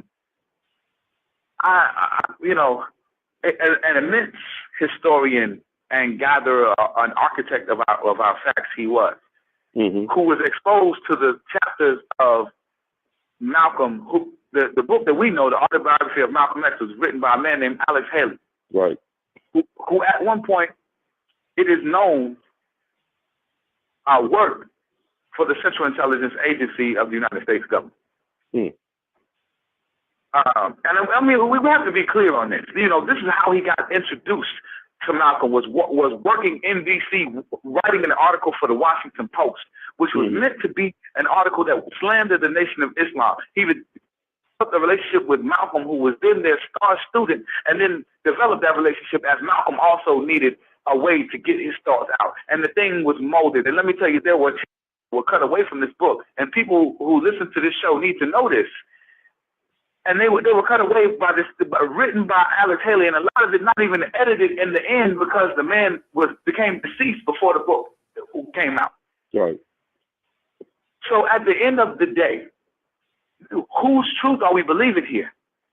When someone tells me that Malcolm was a human being, which makes a lot of sense to me, because we all are human beings, with everything that comes with being a human being, all kind of contradictions exist in us. Well, then why wouldn't they exist in Malcolm? So am I saying homosexuality existed in Malcolm? I don't know. I mean, obviously, Dr. Manning Marable has done more research than I have, and I respect the research because of the work that preceded that. However, we got to stop making the man the center and make the message the center. Because when we look at the man, we lose the message.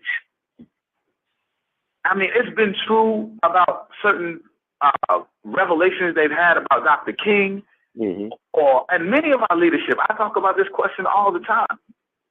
I mean, do you think until we get free, we'll be able to understand totally the question of sexuality? I don't think so. It's tied inextricably with the complications that come with oppression. Right. Was Malcolm? I mean, was Malcolm free of oppression? No. He was the greatest fighter of injustice and oppression that we've ever seen, that I know about. But he wasn't free of it. So with that being said, he was subjected to all kinds of stuff the same way we were. Why wouldn't we believe? So who cares? I mean, it is important to talk about these relationships, but in the end, does it affect the journey, the revolutionary journey of the person who gave all of us the ability to fight the way that we know? No, it does not. It does not. As a matter of fact, it should inform us more about the insecurities we have about the things that we're dealing with, and know that the struggle does bring us away from our families. And whether he had a loveless marriage or not, that's between him and Betty. And if he did, then it wouldn't be the first time. Right, exactly. Brother, when you talking about that, I was thinking about what I read in Brother Huey Newton's Revolutionary Suicide, where he talked about Eldridge Cleaver. Eldridge Cleaver did a very scathing critique of Brother James Baldwin in his book Soul on Ice. And Huey Newton recounts a meeting of Eldridge and James Baldwin at James Baldwin, I believe, party in his honor, and how they embraced a long kiss or whatever. And Eldridge told him not to tell anybody. But I just think it's just interesting why people are more concerned about bedroom politics than they are about the politics of the street, of the hill, and of the world, the geopolitical politics. And I think that it shows us where we at in terms of a generation, where our mentality and where our focus really at is on the wrong thing. It's not on the prize. So I definitely agree with what you're saying. I agree.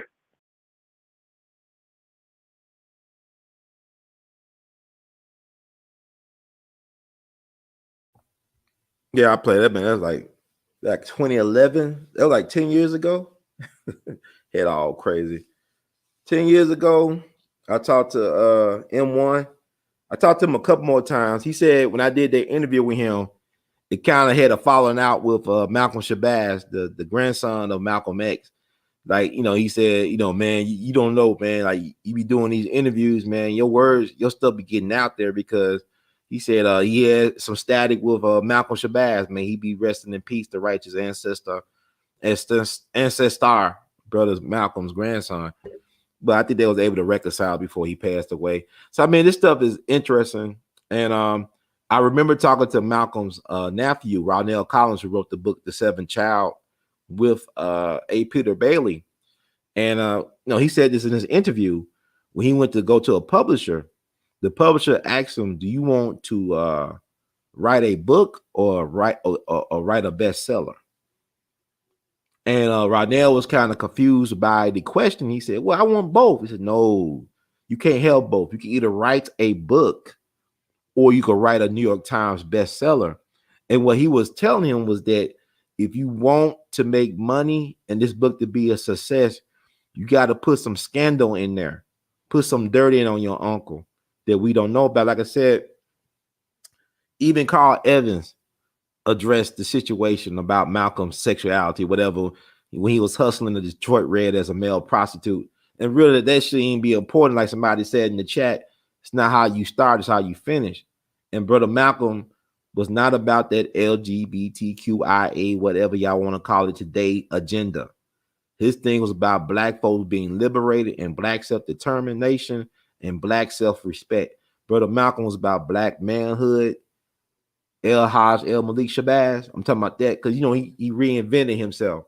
So maybe Detroit Red did some things, some strange things for some change, but Brother Malcolm was about revolutionary change for Black people, so-called Black people in this matrix. So, you know, it got to be addressed because even I said Malcolm Shorty Jarvis took some shots at Malcolm in his book.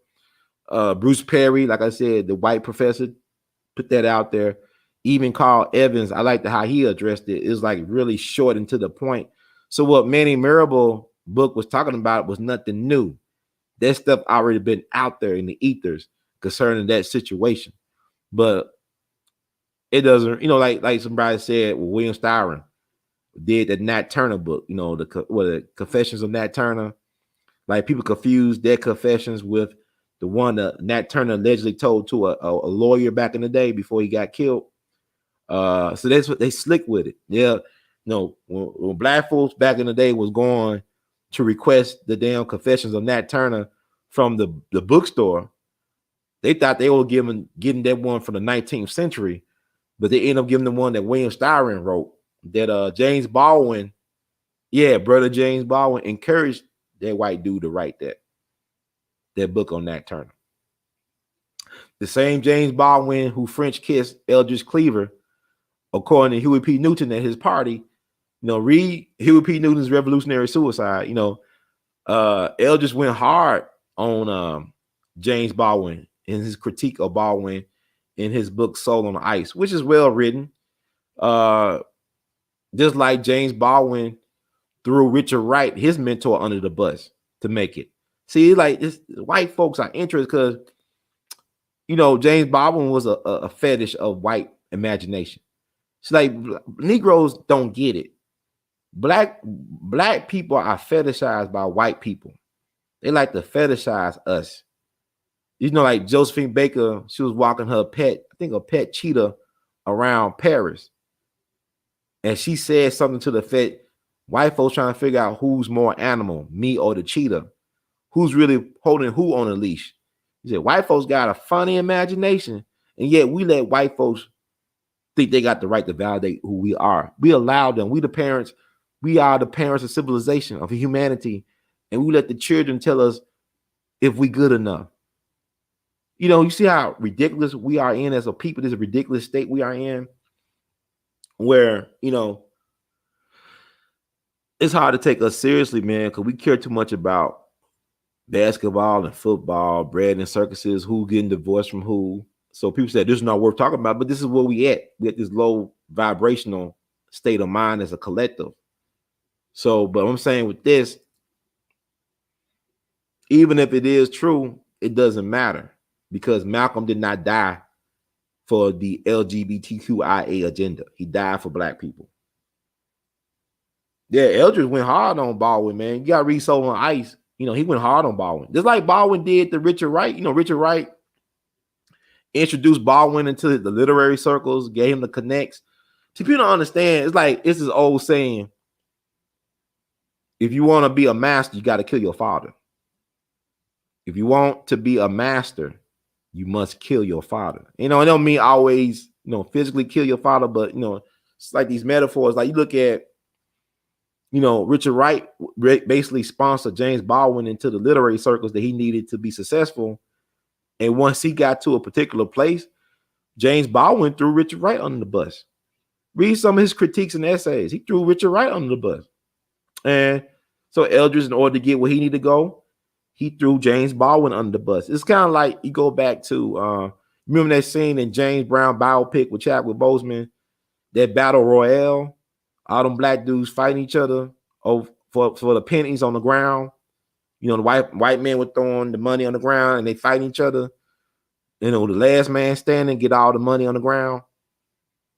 You got to knock a Negro out. They had him blinded and knock. That's how Jack Johnson was able to become one of the greatest heavyweights of all time, because when he was growing up in Galveston, he participated in a lot of battle royales where they'll blindfold black dudes. You'd be punching all over the place. Last man standing, get all the money on the floor. So this is how they do us as black people. They pit one against the other.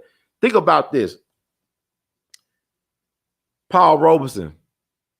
You know who they sent after Paul Robeson to try to take him down? Jackie Robinson. Muhammad Ali. You know who they sent after Muhammad Ali to take him down? Joe Louis. I'm saying in terms of trying to knock him down a peg. Joe Louis donated $1 million to the U.S. government, and they destroyed him with the IRS. The IRS is more lethal than Hitler, than Al Capone. Hell, Al Capone went to prison because the IRS. He didn't go to prison for killing people because he didn't pay them their money. That's the biggest racket going. You got sociopaths scared of the IRS, psychopaths. So I'm saying, but they do divide and conquer. They send out your own, like, Paul Robeson didn't want to go at Jackie Robinson. Jackie Robinson threw Paul Robeson under the bus during a congressional hearing. And Paul Robeson, I'm not going to go that low, man. I know what they're doing. Saying like, they get us to divide and conquer. Our strength is solidarity and unity. That's why you can't have no Black Messiah, because Black Messiah is about solidarity and unity and connecting people. So that's a threat to people that's eating off your misery. So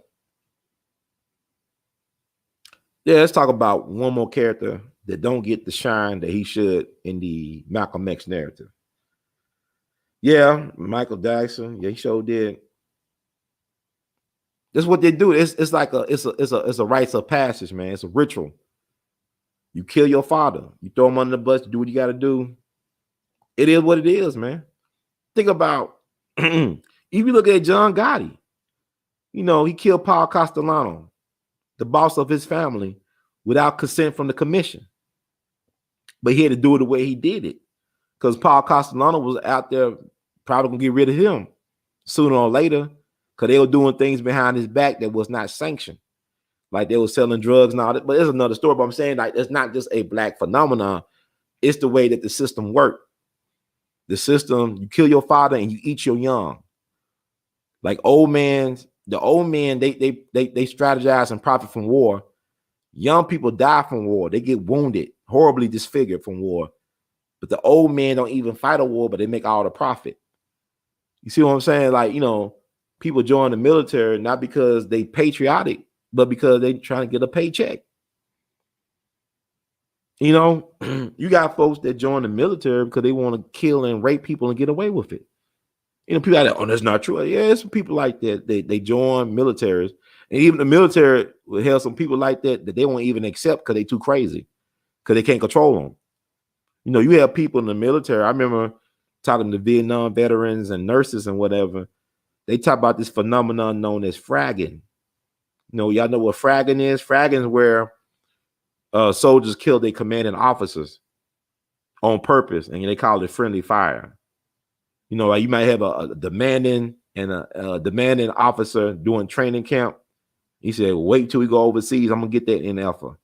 So you kill your commanding officer. You have some Black soldiers killing their white commanding officers for disrespecting them doing training camp and stuff like that. They'll kill their white to get away. Oh, it's friendly fire or enemy fire, whatever. So that's what fragging is.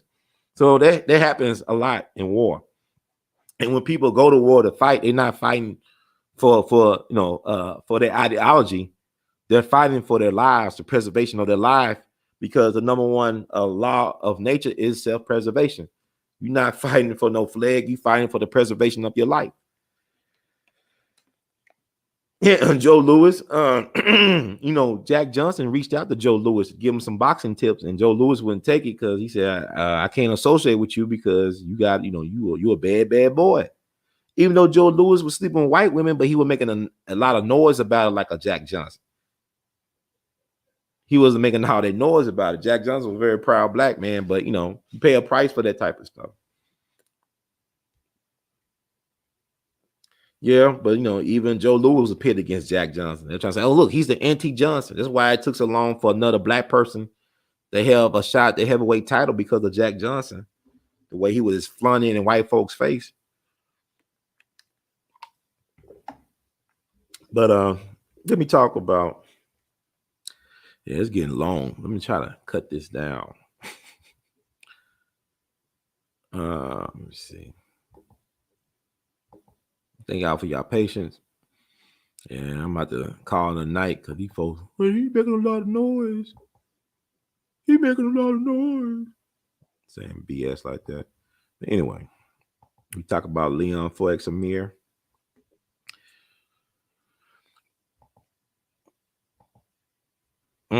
Yep.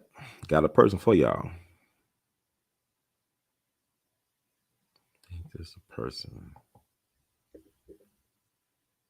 I want to talk about the Panthers 10-point platform and Tupac's Thug Life Code.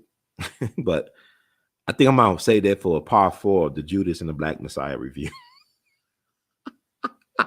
I'm gonna say that. I'm gonna make a part 4 now.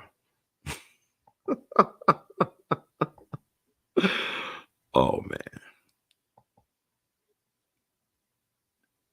Yeah, some people think that you shouldn't hire people from the military to be police officers, especially ones that saw combat duty, PTSD, post-traumatic stress disorder. I agree with that actually. Folks have been really shell-shocked. They shouldn't be, because like, in the military, when you overseas in war, you can win medals for raping and killing people. You can slaughter whole villages and become a war hero, but you can't do that in civilian life. I don't think you can, not yet anyway, and get away with it. Yeah, but thank y'all. I appreciate y'all being patient.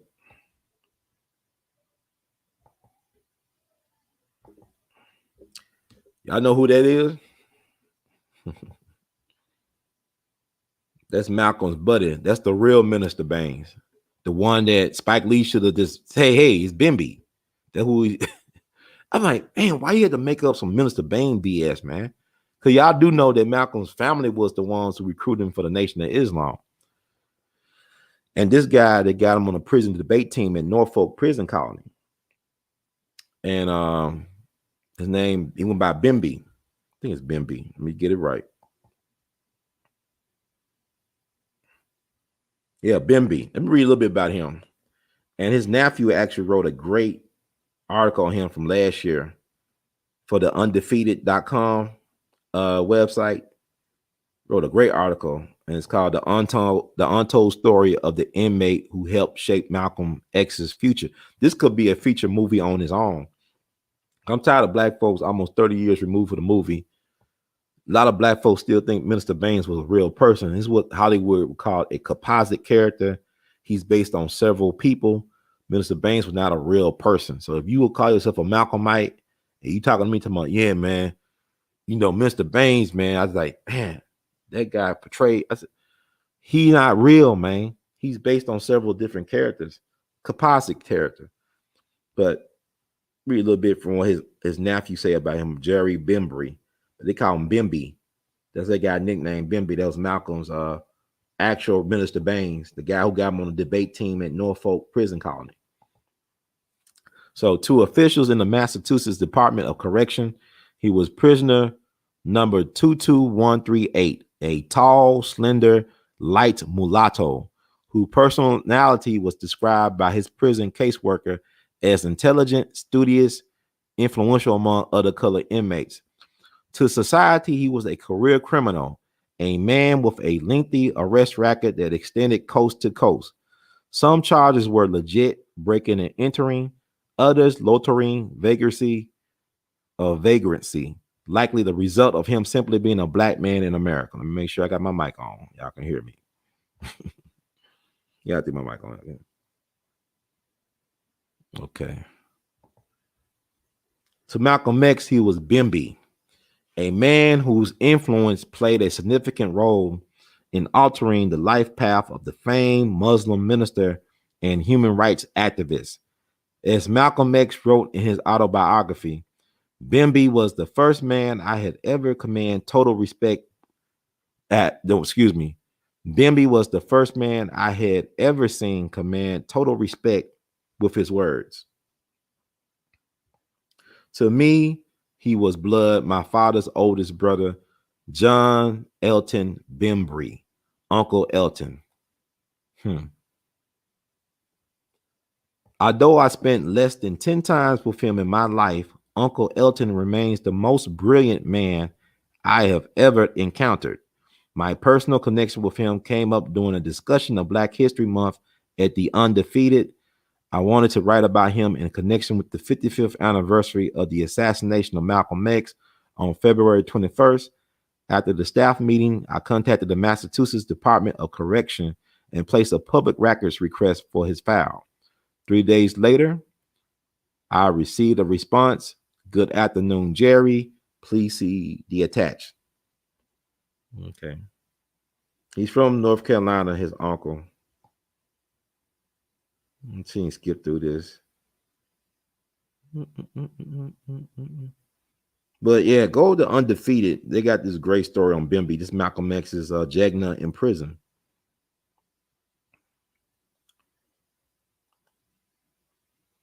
He came from money, but they lost their money to the Great Depression.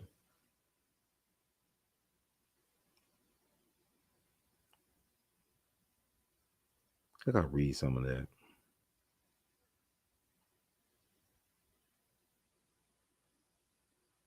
Said Attn, North Carolina is a picturesque town of just over 5,000 people that sits on the north side of the Albemarle Sound, about a 90-minute drive west of the more popular Outer Banks. It feels like entering a time warp when you travel through the streets of Attn's historic district, an eclectic collection of colonial and plantation era homes, a charm that earned the town one of the 11 spots on Forbes magazine's list of the prettiest towns in America. Strip the area of the modern cars, and I would imagine Edenton's historic district looking similar to the way it did in 1912, the year Uncle Elton was born to Joseph and Eva Bembry, my grandparents. Okay. Uncle Elton, I always refer to him by his middle name. To some of my cousins, he was Uncle Johnny, was the first of 7 children. See, like Malcolm X, he came from a family of 7. Well, I ain't gonna say like Malcolm X, but he was the first of 7 children. But he was the Jegna of Malcolm X. And I said about the number 7 playing a role in Malcolm X's life because he was into numerology and he was the 7th child. But Uncle Elton, I always referred to him by his middle name. To some of my cousins, he was Uncle Johnny, was the first of 7 children raised in what he described to prison officials as a loving, stable household, not far from the waterfront and less than 2 blocks from the Lane House, a 1719 structure on East Queen Street that believed to be the oldest surviving home in the state. Joseph Bembry was a barber in a town where even in a segregated southern state, there's evidence of a few success stories among Black people. The most notable being Josephine Napoleon Leary, a barber, along with her husband, who was freed from slavery at the end of the Civil War and purchased 6 properties in town by the time she was 25. By 2014 calculations, that would have put her economic wealth at $2.3 million. Wow. Like, interesting family that Bimby is from. Let's see. The property she built on Broad Street in 1896, the original structure she purchased in 1875 was destroyed by a fire, still bears her name and sits just over a block away from a monument to Confederate soldiers that was constructed in 1900. Interesting. It's quite possible that a string of tragic family events altered Uncle Elton's life. His father died in 1924 of a kidney disorder at the age of 30, just 1 month before the last of his 7 kids was born. His grandmother, Betty Bembry, died a year later of a heart disease. She was just 51. His mother, Ava, remarried in 1928. By 1930, she and her husband had moved to New York, where she worked as a domestic. But Ava died in 1933 at the age of 39. He lost a lot of people early, this Bimby guy. Wow. By that time, the family was scattered throughout New York. Uncle Elton's 2 youngest brothers were shipped to an upstate New York orphanage where they were eventually retrieved by my father, Joseph, and his brother, Charles. Man, it's just like Malcolm X, like they mirror each other. I see why they had such a bond, because of all that family tragedy, family broken up by the system, siblings, orphans. It's crazy. There was more tragedy in 1935. The youngest girl of the 7 siblings, Mary Bembry, died on Valentine's Day at the age of 13. Within months of his sister's burial in the same plot as their parents back in Edenton, Uncle Elton was officially introduced to America's criminal justice system. Okay, I'll just bear with me, y'all. It's a lot to take in here. The Great Depression, which began with the stock market crash in 1929 and lasted a decade, left a nation divided or devastated. None in America suffered more than Black people. That's the era Uncle Elton was raised, a time where the economic downturn eliminated the lower paying jobs. In his case, losing his job as a waiter and porter at a tourist cottage in Virginia Beach in 1929, that most Black people were stuck working. Uncle Elton went into survival mode. He followed the family to New York, where he worked odd jobs at a barber shop and at a shoe repair shop in Lower Manhattan as a boot black. He shined shoes. In 1933, he began a long stretch of unemployment, making occasional money in card games in New York. His criminal history began in August of 35 when he was arrested for vagrancy in New Rochelle, New York. He was loitering in a business district during the early morning hours, which earned him a suspended sentence and an order to leave the city. With no job, no home, and a scattered family, Uncle Elton began a journey to the West Coast, an 8-year stretch where he picked up a few odd jobs along the way, as well as earning an FBI file number, which being arrested 13 times in 11 different states. Wow. Okay.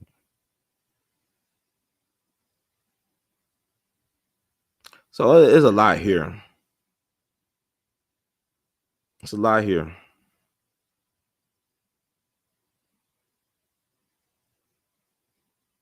He had an interesting, unique life of crime. Elton was committed to Massachusetts State Prison on May 12, 1943. His sentence was 5 to 7 years, and number 7 once again, and worked as a license plate laborer. A tall, skinny man, he was 5 feet 11 inches and weighed 165 pounds when he entered prison. Elton stood out for his light complected face that was filled with freckles. He did his work with pride and always received high praise. These are comments from several prison reports, reads biographies and good fiction, devotes a fair share of his spare time studying English and other kindred subjects, always using his spare time constructively. A studious chap, well-meaning, polite, but a little too sure of himself in his assertions. Very good worker, proficient, and intelligent. Okay. Now let's get to this. And I'm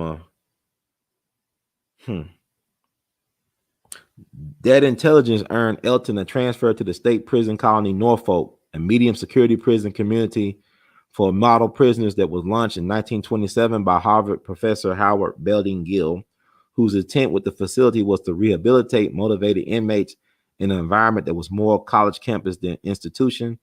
Inmates were often taught by college professors representing some of the esteemed in universities in the Boston area, including Harvard. Elton took classes while at Norfolk, earning a certificate after completing a correspondence course in elementary English and rhetoric, and followed that by taking vocabulary building part 1. He worked in the tailor shop there, pitched on the unit's baseball team, served on the inmate council, and regularly attended religious services. He was a member, according to documents, of the prison's esteemed debate team, and during that period between 1933 and 1966, when the inmates had a record of 144 to 8, that's 144 victories to 8 losses, while competing against schools that included Harvard, Yale, and Princeton. These are Black inmates doing their thing. Where's the movie for that? We're gonna wait for Disney to make a movie about that. For Elton, Norfolk represented a best case scenario behind bars. It gave him the ability to gain recognition for his intellect, something that was denied to him outside of the prison walls.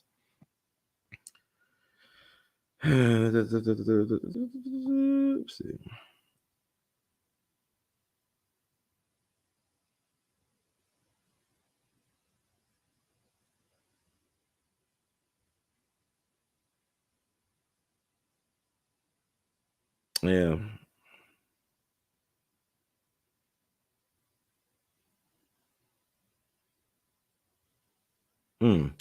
So I'm going to read a little bit more and then I'm going to close it out.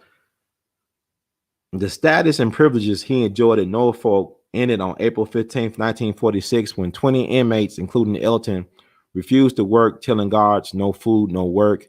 As the prison superintendent was called to the scene, a guard read off each of the prisoners' names and asked if they wished to work. 5 inmates said yes and reported to their workstations. Several verbally stated that they would not work. Elton was among a group who remained silent. A guard who prepared a report of the incident wrote about Elton and what he perceived to be reluctant participation. This man could be sucked in on this. He was in a tough spot. Is not a bad inmate, but is in this group and will have to be punished with him. Okay. Elton was deemed unfit for open type institution and sent back to the state prison in Charleston. By the time he arrived back to the maximum security facility, Malcolm Little was already there, having arrived in February 1946 after being sentenced to 10 years in prison for breaking and entering and larceny.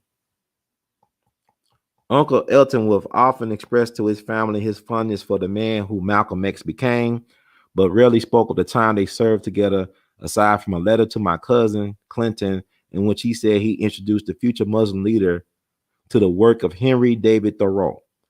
In his autobiography, Malcolm X says the two met while stamping license plates.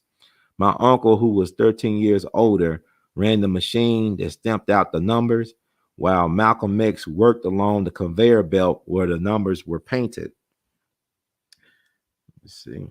Malcolm X, in his autobiography, described the prison workers gathering after reaching their license plate quota. We would sit around, perhaps 15 of us, and listen to Bimby. Normally, white prisoners wouldn't think of listening to Negro prisoners' opinions on anything, but guards even would wander over to hear Bimby on any subject.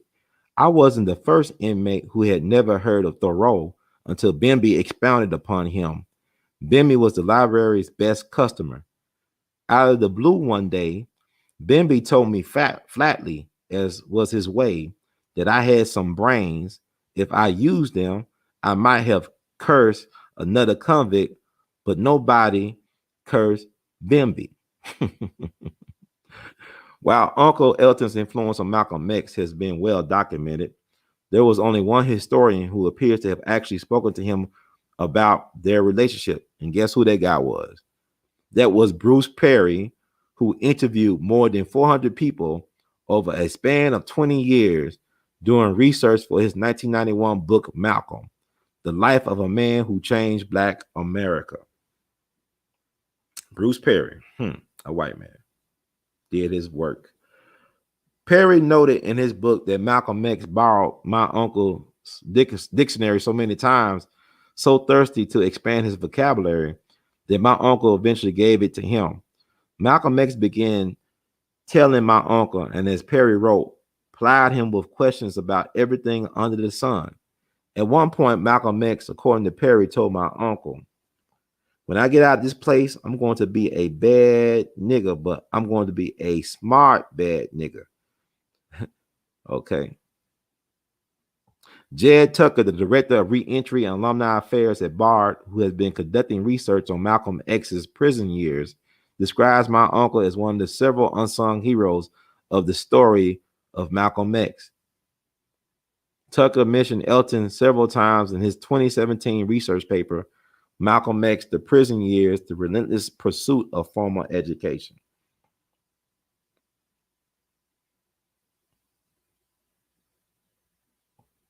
Okay. Your uncle plays a key role in the popular story of Malcolm already, he wrote in an email to me and my cousin, though I fear it is more caricature than the in-depth treatment he deserves. On March 31st, 1948, Malcolm X was transferred from Charleston to the Norfolk facility, where he too was a member of the debate team that likely helped him shape his skills as a great orator. Malcolm X, who converted to Islam while in prison, was released in 1952.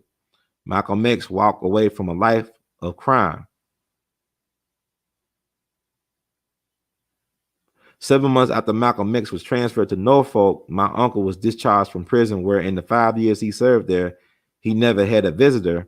He returned to New York and entered a world of illegal activity.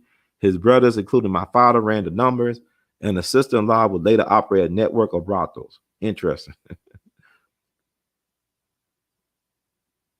His life of crime, according to the documents, continued.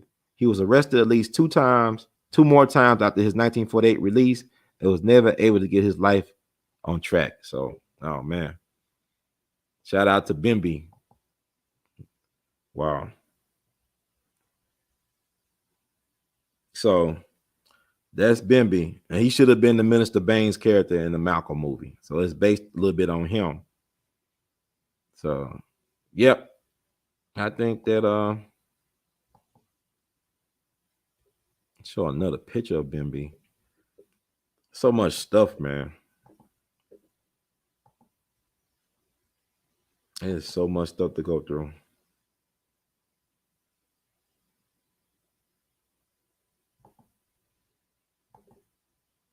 That's another picture of Bimby. But yeah, but read the Undefeated article written by his nephew. It's worth a read. So I was gonna get a little bit, but I guess I did enough. I did enough. But I guess I could show one more thing. I'm getting out of here. Let's see what I can show.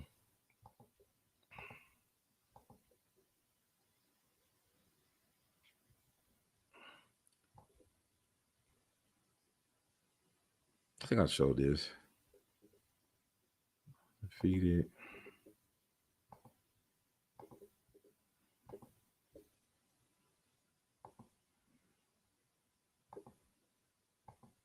This is the Undefeated article. Y'all need to check it out. It's worth the read, man. It is worth a read. A lot of information here. Lots of information. Go, Brother Malcolm. But anyway.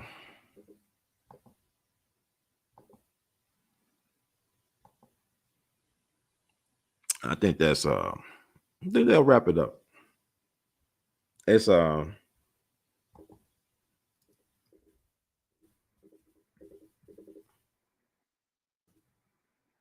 that's his nickname, Bimby. I just put in the chat.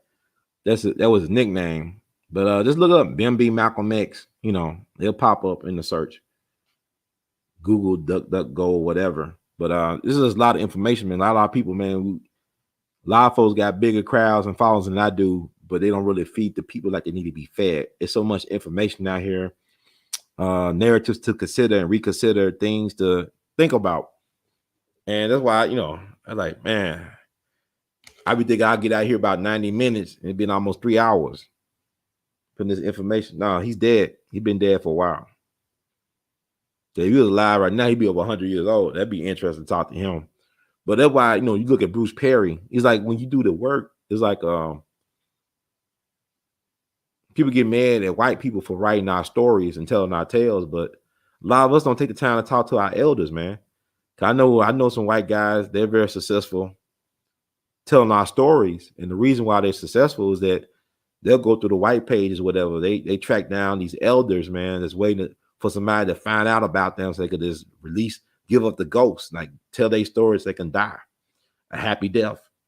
And so I know guys, they go out there, they find these elders, these black folks that even their own family don't pay attention to, tell them all these wild stories, because people think that old folks been old all their lives. They haven't lived a life worth talking about. And that's not true. Like I said, I learned a lot of information growing up by talking to the elders in my family. Just talking to just not talking, but listening to old people tell these stories. So the white folks, they listen to these folks on their last leg and they take the stories and they spin it the way they spin it and they become bestsellers and they adapt them into movies and TV shows and stuff like that. I didn't even know that Lovecraft Country was written by a white dude. I thought a black person wrote Lovecraft Country. Some of the novel, whatever it is. But anyway, y'all could correct me if I'm wrong about that, but it's fascinating, man.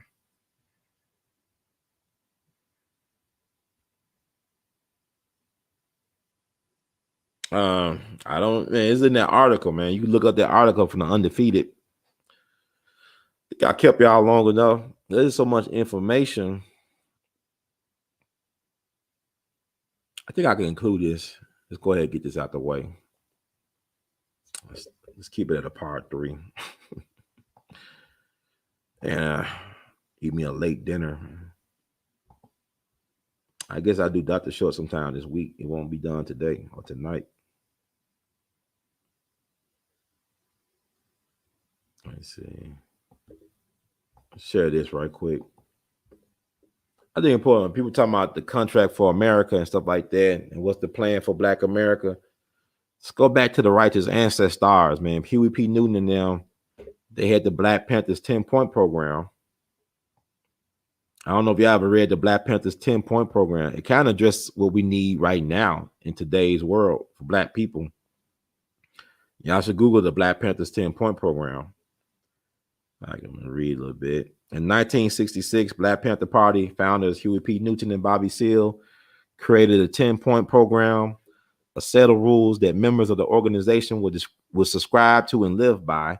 The guidelines were eventually made available to the public on May 15, 1967, when they were published in the second edition of the Black Panther, which was the party's weekly newsletter. Okay. The platform is broken down to 2 sections. The first is entitled What We Want. Here, Newton and Seale break down the 10 things the Black Panther Party requests from the United States government, which includes, among other things, jobs, exemption from military service, and the freeing of all Black men held in jails and prison. The second section is What We Believe. The components of this section are included after each What We Want Now statement, and further explains what the party wants and why it wants it. The platform. We want freedom. We want power to determine the destiny of our Black community. We believe that Black people will not be free until we are able to determine our destiny. We want full employment for our people. We believe that the federal government is responsible and obligated to give every man employment or a guaranteed income. We believe that if the white American businessman would not give full employment, then the means of production should be taken from the businessmen and placed in the community so that the people of the community can organize and employ all of its people and give a high standard of living. We want an end to the robbery by the capitalists of our Black community. Okay? So it was on code, as y'all say.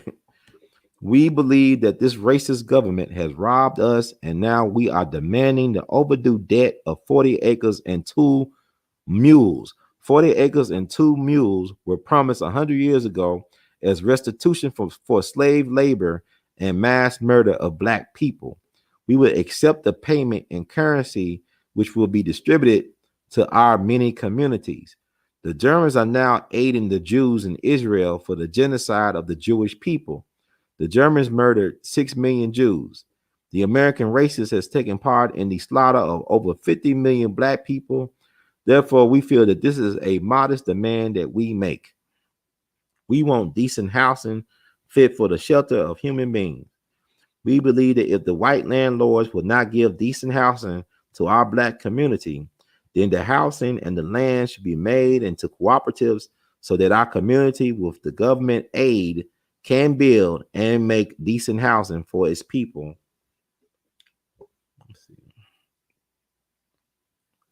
We want education for our people that exposes the true nature of this decadent American society. We want education that teaches us our true history and our role in the present day society. We believe in an educational system that will give to our people a knowledge of self. If a man does not have knowledge of himself and his position in society and the world, then he has little chance to relate to anything else. I told you the education system is not about giving us knowledge of self. That's me saying that, not the Panthers. We want all Black men to be exempt from military service. We believe that Black people should not be forced to fight in the military service to defend a racist government that does not protect us. We will not fight and kill other people of color in the world who, like black people, are being victimized by the white racist government of America. We will protect ourselves from the force and violence of the racist police and the racist military by whatever means necessary. We want an immediate end to police brutality and murder of black people. We believe we can end police brutality in our black community by organizing black self-defense groups that are dedicated to defending our black community from racist police oppression and brutality. The Second Amendment to the Constitution of the United States give a right to bear arms. We therefore believe that all black people should arm themselves for self-defense. We want freedom for all black men held in federal, state, county, and city prisons and jails. We believe that all black people should be released from the many jails and prisons because they have not received a fair and impartial trial. We want all black people, when brought to trial, to be tried in court by a jury of their peer group or people from their black communities as defined by the Constitution of the United States. We believe that the courts shall follow the United States Constitution so that black people will receive fair trials. The 14th Amendment of the U.S. Constitution gives a man a right to be tried by his peer group. A peer is a person from a similar economic, social, religious, geographical, environmental, historical, and racial background. To do this, the court will be forced to select a jury from the black community from which the black defendant came. We have been and are being tried by all white juries. They have no understanding of the average reasoning man of the black community. We want land, bread, housing, education, clothing, justice, and peace. When in the course of human events, it becomes necessary for one people to dissolve the political bands which have connected them with another, and to assume among the powers of the earth the separate and equal station to which the laws of nature and nature's God entitle them, a decent respect of the opinions of mankind requires that they should declare the causes which impel them to the separation. Okay? So that's Huey's vision, right?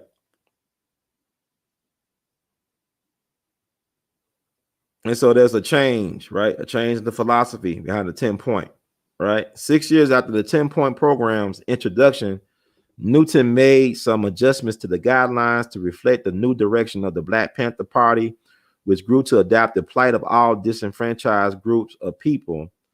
Among the major changes to the platform include the removal of the demand calling for the exemption of black men from military service, which was replaced by the demand for free health care, which is listed below. Okay. We want completely free health care for all black and oppressed people. We believe that the government must provide free of charge for the people health facilities, which will not only treat our illnesses, most of which have come about as a result of our oppression, but which will also develop preventative medical programs to guarantee our future survival. We believe that mass health education and research programs must be developed to give all black and oppressed people access to advanced scientific and medical information so we may provide ourselves with proper medical attention and care. The new 10-point program also combined the bullet points that call for the freedom of black people from incarceration and the trial by jury of peers for all persons. Another new point that was instituted was the one listed below, which was likely influenced by the United States participation in the Vietnam War. We want an immediate end to all wars of aggression. We believe that the various conflicts which exist around the world stem directly from the aggressive desires of the U.S. ruling circle and government to force its domination upon the people of the world.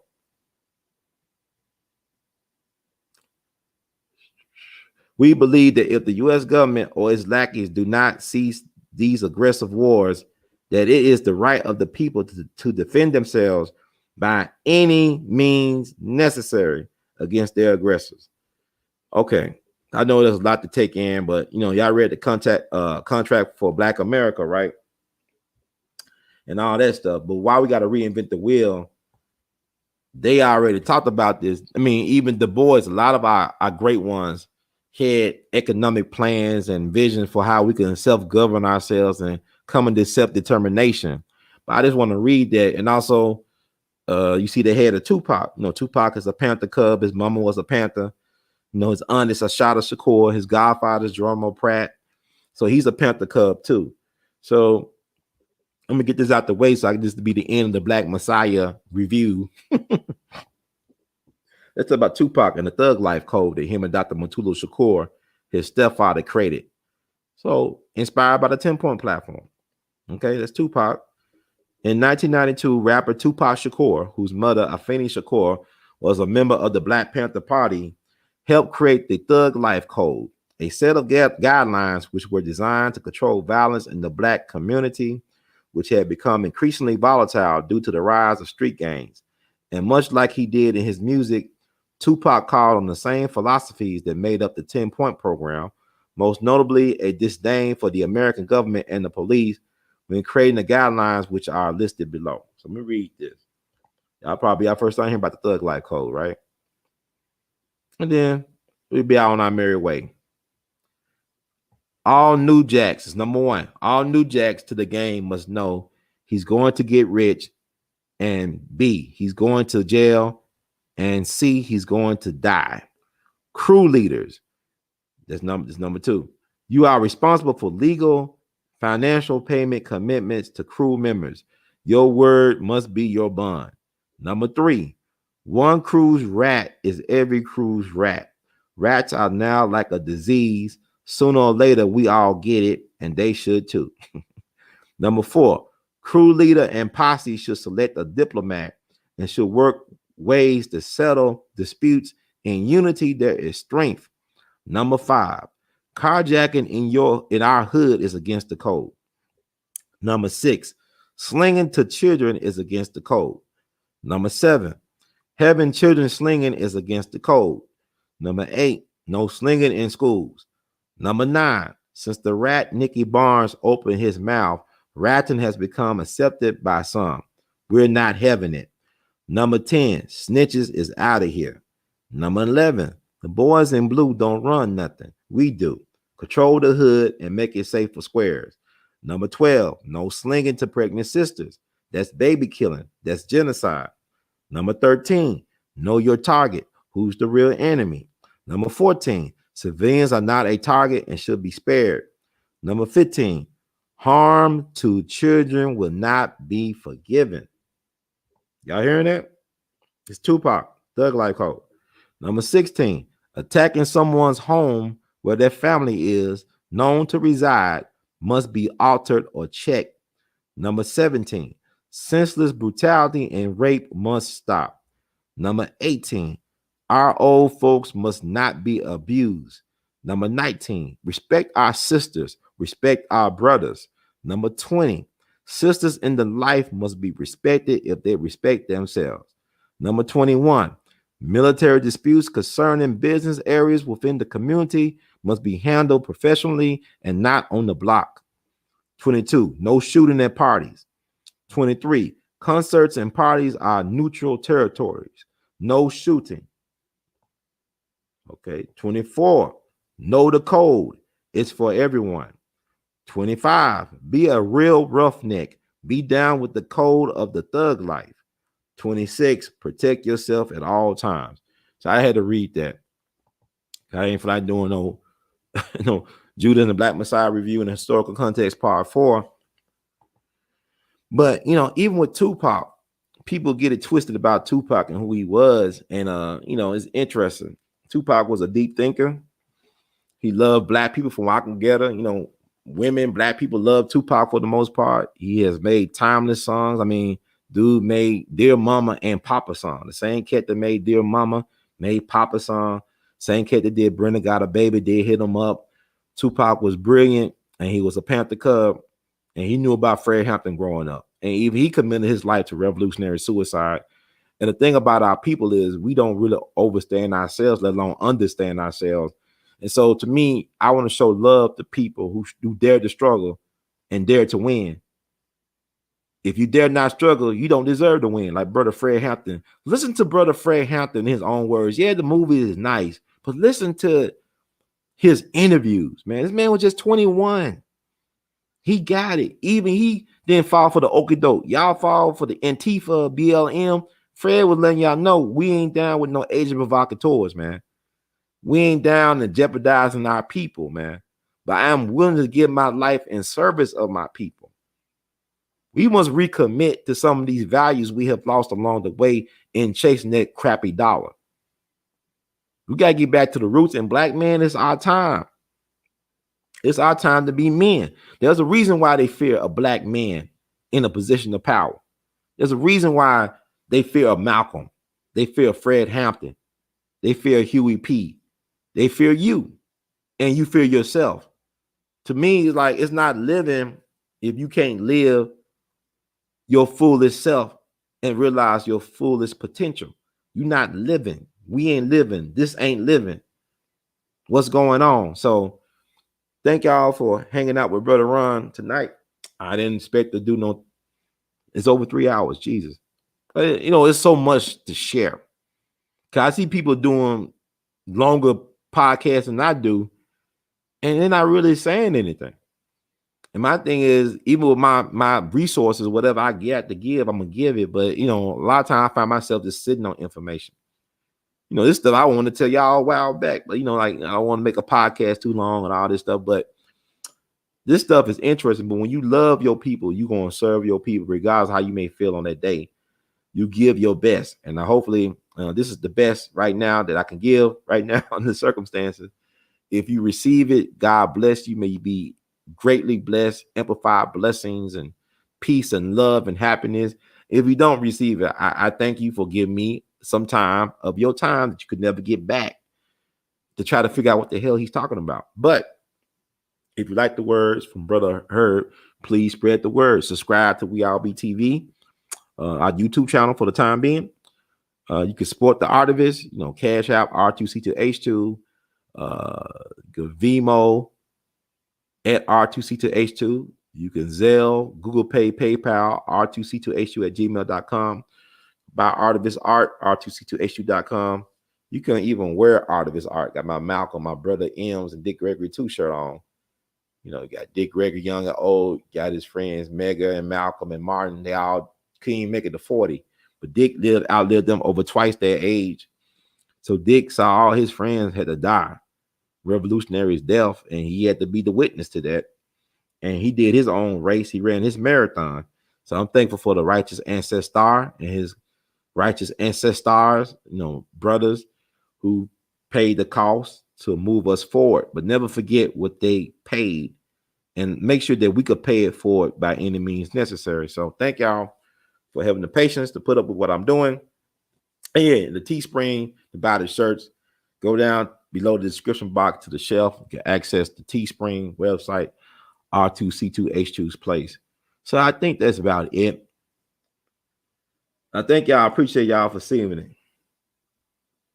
Thank y'all. I appreciate it, man. I'm glad it could be a service to y'all. I really appreciate that. I don't really know sometimes. I be putting out stuff. I know it's hard to keep people's attention this day, in the day and the age of distractions, but man, I was trying to stay awake doing that My Pillow dude stuff, but absolute proof.